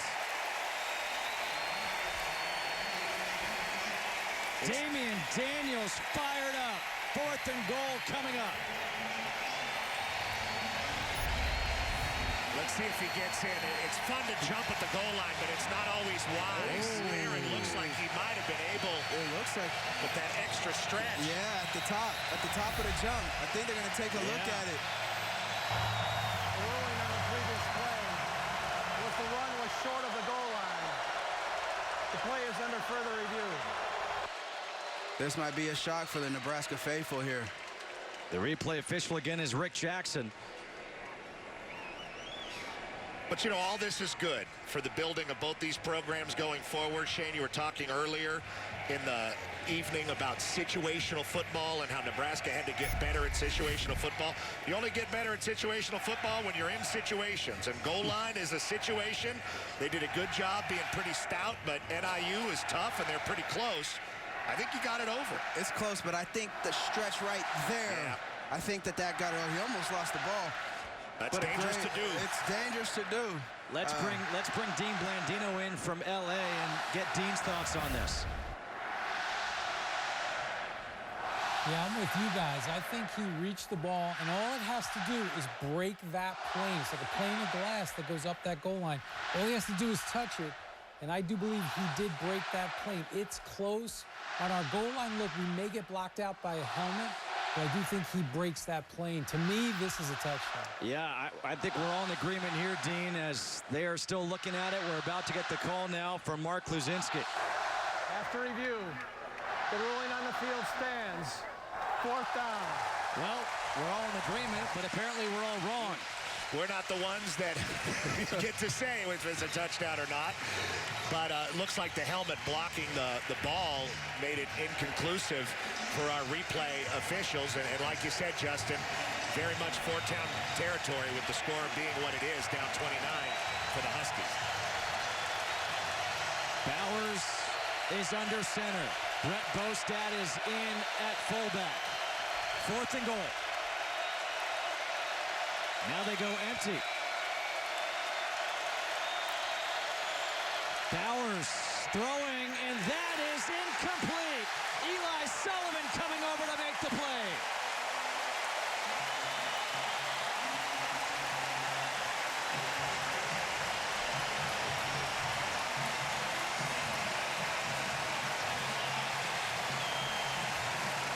unfortunate placement of the helmet on the replay.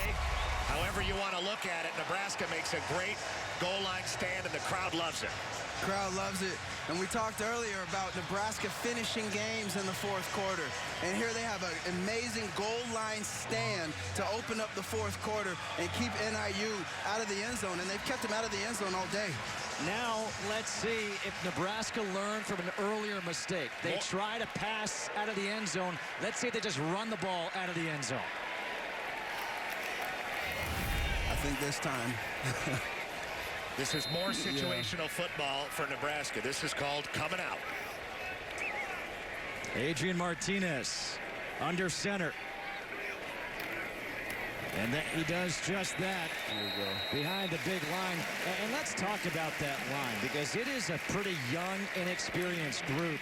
The offensive line in front of Adrian Martinez, especially the center. Cameron Juergens, the first freshman to start at center since 1972. Since freshmen were allowed to play. And he was a converted tight end. The handoff here to Dedrick Mills. Just giving them some breathing room. Juergens is a guy that they really like. They had to get him in a room and tell him, hey, we're going to move you to center, which is pretty hard to swallow if you were a tight end catching the ball looking pretty on the edge. But he's got a great future, Scott Frost believes, at the position.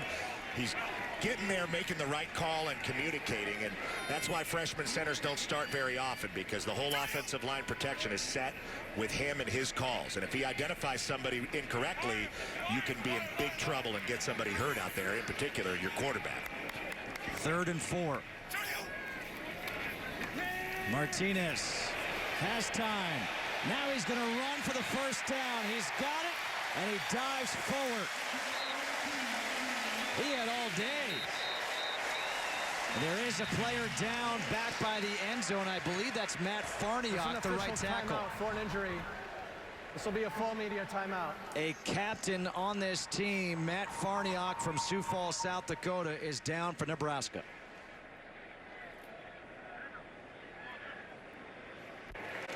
I want to make a correction. Brendan Hymas was the player injured, the left tackle, who has made 14 straight starts at left tackle for Nebraska. He is the player who is limping off the field out of Lake Travis High School in Austin, Texas. It's 1st and 10.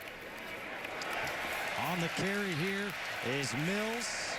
And Mills, holding on to that ball, gets 11 for the first down. Matt Lorbeck with a tackle. Number 73, Brock Bando, out of right here in Lincoln, Nebraska. Went to IMG Academy. He is now playing left tackle. So that's like a boarding school? Yeah. Not like Exeter, right? No, not quite. The pass is complete to Stoll. And he's got 11 more yards. Jack Stoll is interesting to me, and he's a good target for Adrian Martinez. He's a guy that can line up right at the end of the line of scrimmage just like that and put his hand in the ground. That's what he does best. He blocks, but he's made enough plays on the edge to make me a believer tonight. I'm with you. And now a timeout is taken here by Nebraska with 10:38 to go. Nebraska, this is their first of the half. That is the first timeout of the half for Nebraska. Timeout. You know, Jack Stoll, you wonder, he's not like Samson. The hair did not give him his strength, because this is him prior to the game at Colorado, and after that game he said, the mullet's gone. But what's with the Vanilla Ice Z in the head? I mean, you get rid of the mullet and then you do that? It's almost worse. Hey, the way he's balling out right now, he can get away with it. The mullets are popular. You know, Maurice Washington has a bit of a version of a mullet going on, too. Mike Gundy at Oklahoma State. The mullets are in. We've made 3 guys. And Billy Ray Cyrus has the best song out on the radio right now. Petro's favorite song, too. Tripping at the line, maybe got tangled up with Martinez, was Dedrick Mills. 2nd and 11. Haven't seen that much from Mills today. Usually he's off and running. 10 runs, well over 100 yards. his average is it's what running backs dream of.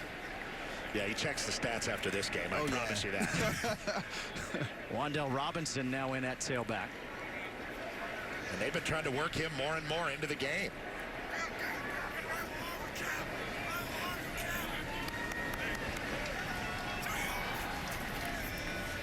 They give it to him. Able to spin, but he's going to pick up a yard back to the original line of scrimmage. Antonio Jones-Davis, that is his 4th tackle. He needs one more tackle for 200 career tackles. The firm has shown out today. He may not win this verdict, but he certainly made an argument. We are good. We're getting good. We're getting good, guys. 3rd and 10. Nebraska, I like what they're doing, just taking time off the clock. They've got a big lead. This is part of that process. Martinez going to step up and run. Tries to make a move. Can't get around the firm. Number 4 showing up again. Guilty, Your Honor. Objection. We talked to Scott Frost about Adrian Martinez tucking and taking the ball, whether they call the play for him to run or he just tucks it and runs. Scott Frost told us he's extremely comfortable with this guy tucking and running. And Antonio Jones-Davis, the firm, extremely comfortable making tackles. That's 200 career tackles and 5 tonight. Armstrong on to punt. Cole Tucker is back at his own 13.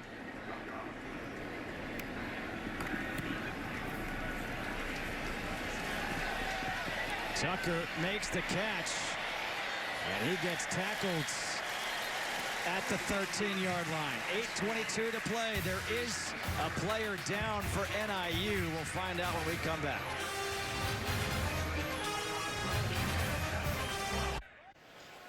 Marche Terry, the player injured on that punt play, had to be helped off the field. The senior out of Columbus, New Jersey, he's had himself a nice game. And now NIU will take over at the 12-yard line. That's the 2nd safety for NIU that they've lost just today in the game. Trayshawn Foster being the first. Bowers with some time throws, and that pass is caught by Tyrese Ritchie. And Ritchie fights for more yards, gets the 28. Muhammad Berry with his 10th tackle, 16 yards on the completion. Well, this NIU offense still throwing the ball downfield, still having success over the middle. That time Bowers in a pretty clean pocket. The starting D for the Huskers is still out there, but just a little looser than they were earlier in the game with the big lead. Bowers. And there was a lot of contact, looking for a flag as Steers doesn't get one. DiCaprio Boodle was there on the coverage. DiCaprio Boodle, the vocal leader of that defense and of that secondary. And to be honest, they've been letting them play out here on the edge, out here in the secondary. Both the receivers and the corners have been very aggressive towards the ball and towards each other. If there's no flag, play on. Very close in total passing yards in this game. 2nd down and 10 for the Huskies.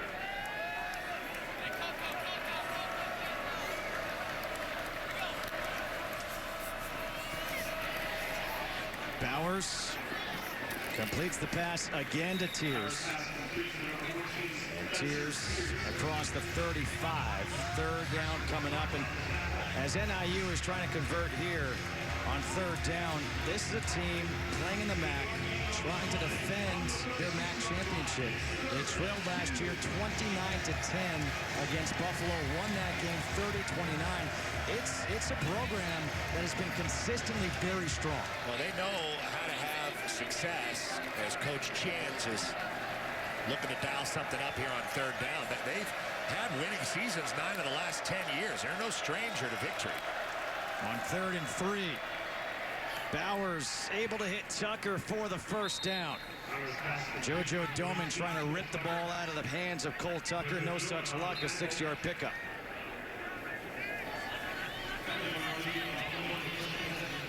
With 6:45 to go. Little tempo here by NIU. Bowers out of the pocket. Throws, and that pass is picked off. Intercepted by Braxton Clark. They want turnovers. They got it.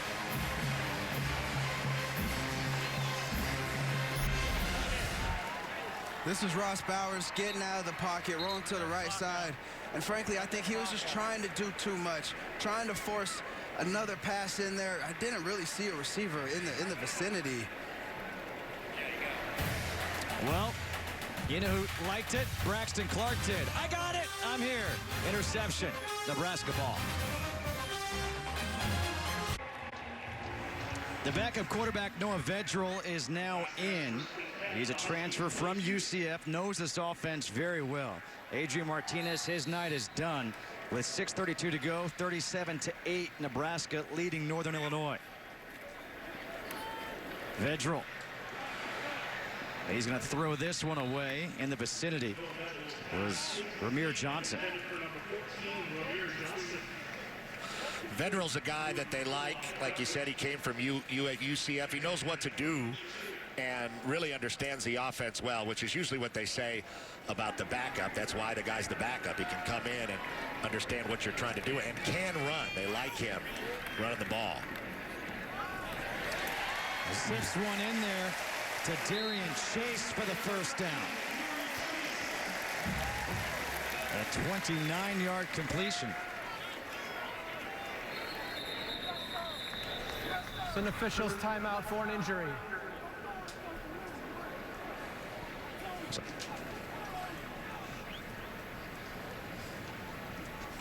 Player down is Justin Clark.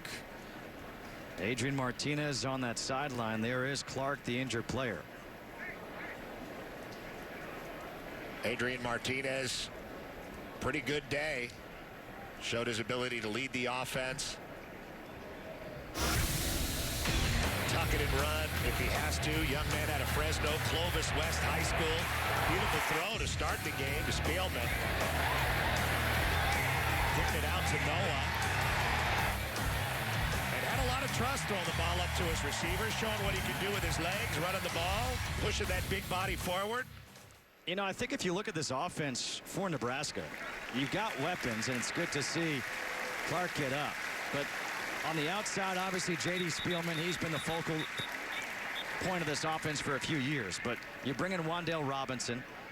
You've got Kanawai Noah, the grad transfer to Cal. Jack Stoll, we've all been impressed with at the tight end position. And, of course, the two running backs, Mills and Washington. Yeah, they've put together a little bit of a skill position gauntlet, I think. I think Scott Frost wants about 5 guys like Maurice Washington out there. And they're still trying to figure out the O-line. From back across the middle, and that ball is caught by Kurt Raftal. The backup tight end, he gets 9. That's a dangerous pass by Vedral. And they're going to go with some tempo here. They hand off to Johnson. Johnson's got the first down. Vinny Labus with the tackle. You saw Nebraska's offense spread the ball around to a lot of guys, something that they were missing the last couple of weeks. Hand off to Johnson. Now they're able to get their backups some very valuable game action, and this is how you build depth within your program. Getting enough of a lead to where you feel comfortable getting guys some game experience. And we talked about it. Play 4 quarters. Finish a game. And you're able to finish a game with your backups in, getting that experience.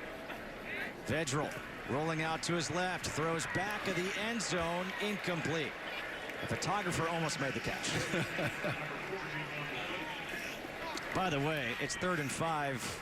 We need to give a special shout out to Taylor Vereen, the wife of Shane Vereen. Happy birthday, Taylor. Happy birthday, Tay. Hope you're enjoying dinner without me right now. She's enjoying it much more without you than if you were there. 3rd and 5. Vedral, the pass to McQuitty. And McQuitty's got the first down. 1st and goal coming up. You have to be happy if you're a Nebraska fan. After the performance that they had last week against Colorado, starting hot and then cooling off, they've kept it very steady and very consistent this whole game offensively. Washington takes the handoff up the middle. Excuse me, Johnson. One of the things you're going to hear a lot if you live in the state of Nebraska, where they argue on sports talk radio about who the 4th string running back should be, is you're going to hear a lot about the kicking situation and how to shore up the kicking situation and how to deal with the injury to the kicker and who they can bring in that gets the timing down, because that kind of stuff, not being able to execute kicks and things of that nature at home, does not bode well for the Big Ten season for the Huskers. 2nd and goal from the 3. The fake by Vedral. He gets into the end zone for the touchdown.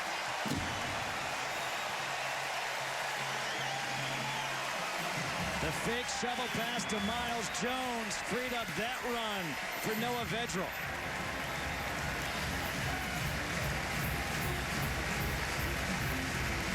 Noah Vedral, the backup, getting some action. Going home tonight with a tub, following his lead blockers around, squeezing in the end zone. Kind of look like Adrian Martinez there, too. That's what they want. 2 quarterbacks who look alike. Lane McCallum on for the extra point. I think Scott Frost has something to do with the way the quarterback play. Maybe. Effortless on the extra point. The backup quarterback gets into the action. Vedral into the end zone. 44-8, Nebraska leading. Gotta give it everything I've got. They are running the flags here in Lincoln. 44-8, Nebraska leading Northern Illinois. Adrian Martinez speaking with his backup, Noah Vedral, as we take a look at the road ahead for Nebraska, sponsored by Coors Light, made to chill, celebrate responsibly. They start Big Ten play in Champaign next week against the Illini. Then they're back home against Ohio State Northwestern. It's a tough little run, being at home against those two.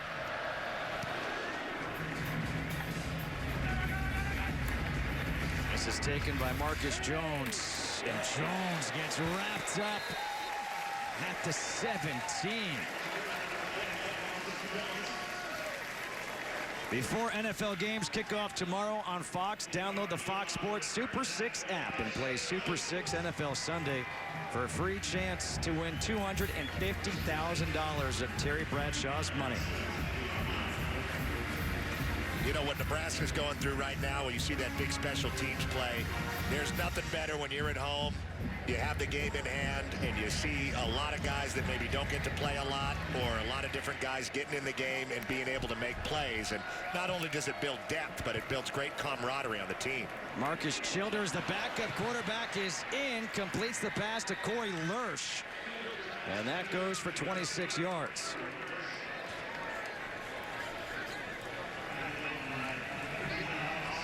And for NIU, I think these have been some real growing pains for Coach Hammock in this game, just as far as some of the decision making.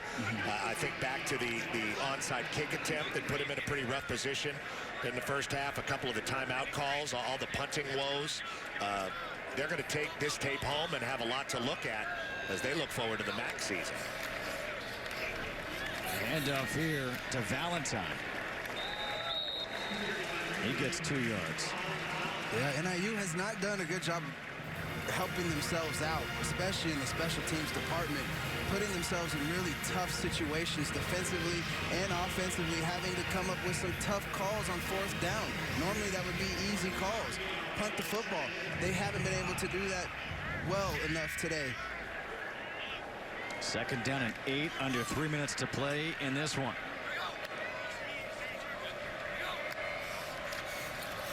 A handoff again to Valentine. Valentine, he gets tackled just shy of that 1st down marker. Reed Carl makes the tackle. Third and very short coming up.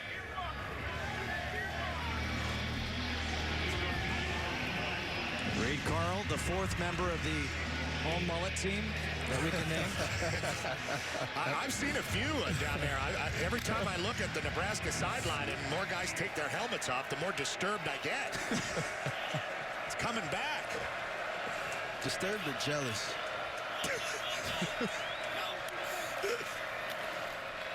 Quick pass to Michael Love. And Love is not going to get much love as he gets stuffed. He's going to lose a yard. Isaiah Stallberg and Reed Carl combine for that tackle. That's not a mullet. The first team all hair, no doubt. First team. I don't know, Pete, before you got a haircut this week, I thought you were going to go for that look. Things are getting there. Yeah. Things are getting unruly. More traditional look. 4th and 2 coming up here for Northern Illinois. You know, when you're a college football player, you really do. That is like one of the opportunities you have in your life to have wacky hair. And everybody thinks it's pretty cool because you're out there playing college football. Northern Illinois. Timeout taken here by Northern Illinois. 30-second timeout. Tomorrow we've got a huge doubleheader for you on Fox in the early games. Zeke and the Cowboys battle the Redskins. Then in America's Game of the Week, it's Drew Brees and the Saints against Jared Goff and the Rams. NFC Championship. It all happens on Fox and the Fox Sports app. Check your local listings. Tonight's game has been produced by Mike Principato, directed by Darren Foster. The associate director is Andy Kavanaugh. The broadcast associate, Ben Tom. Scott Lightman on stats. Ken Trevor up here in the booth as the spotter. Dominic the Rainman Rotante helping us with stats down there in the truck. Our technical producer, Mike Copeland, and the technical director is Sean Monaco. 1:23 to play here in this fourth quarter.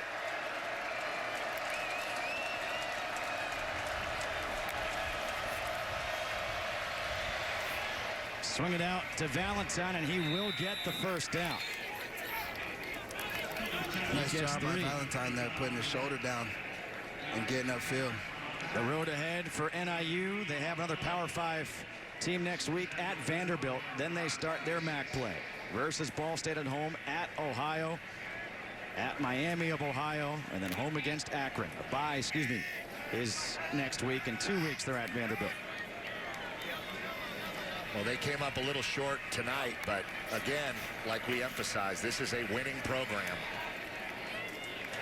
Childers on the carry. Carl with the tackle. But for Nebraska, the question was, could they play all 4 quarters? And people here in this state, they were nervous, even after the first half. Are we going to have a repeat of what we saw last week in Colorado? The answer is no, they did not. Scott Frost, he wanted his team to finish off this game. They've done that. They've responded very, very well. And it'll be a much easier week here in Lincoln, answering questions and doing all the alumni events and all the stuff that comes with being the head coach here. I mean, just to show you how much they care about their football here, we've talked about it. Firethorn Golf Course had a shotgun today at 10 a.m. This way, everybody was off the course in time to tailgate and go to the game. I've never heard of that before. It's pretty cool.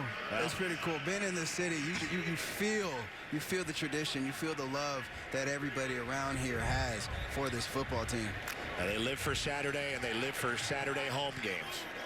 Saturday night home games, a different environment. 3rd and 7. Firethorn was a nice course. A lot of contact. No flags, as Isaiah Stallberg nearly had an interception.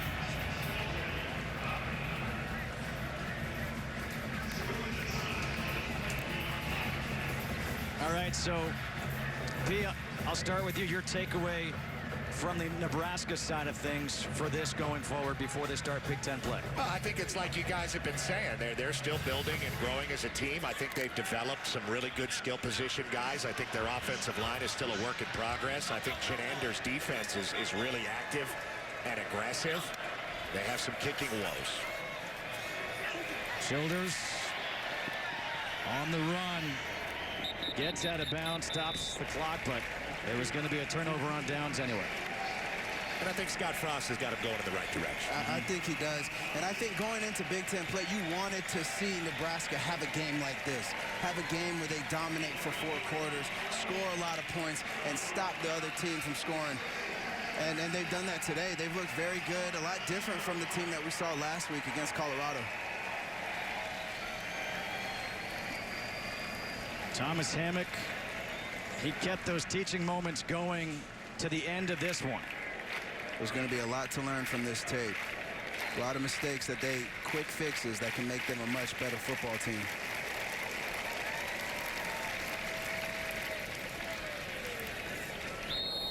The handoff to Mazur, and that will do it. Scott Frost able to walk onto the field, not throw the headset down like last week.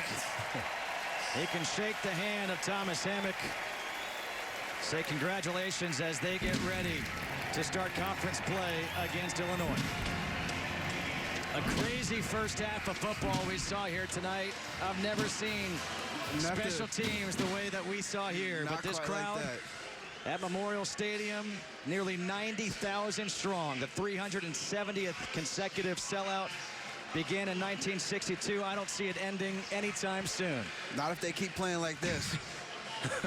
They live for their football here in Nebraska. And their Cornhuskers are now 2-1 on the season as they get set to start Big Ten play next week against the Illini. The final score here in Lincoln, Nebraska. The Cornhuskers 44, the Huskies of Northern Illinois 8.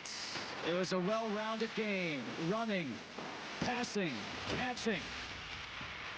For Petros Papadakis, Shane Vereen, and our entire crew, I'm Justin Dutcher saying so long after this break. We'll get you to LA for more college football coverage.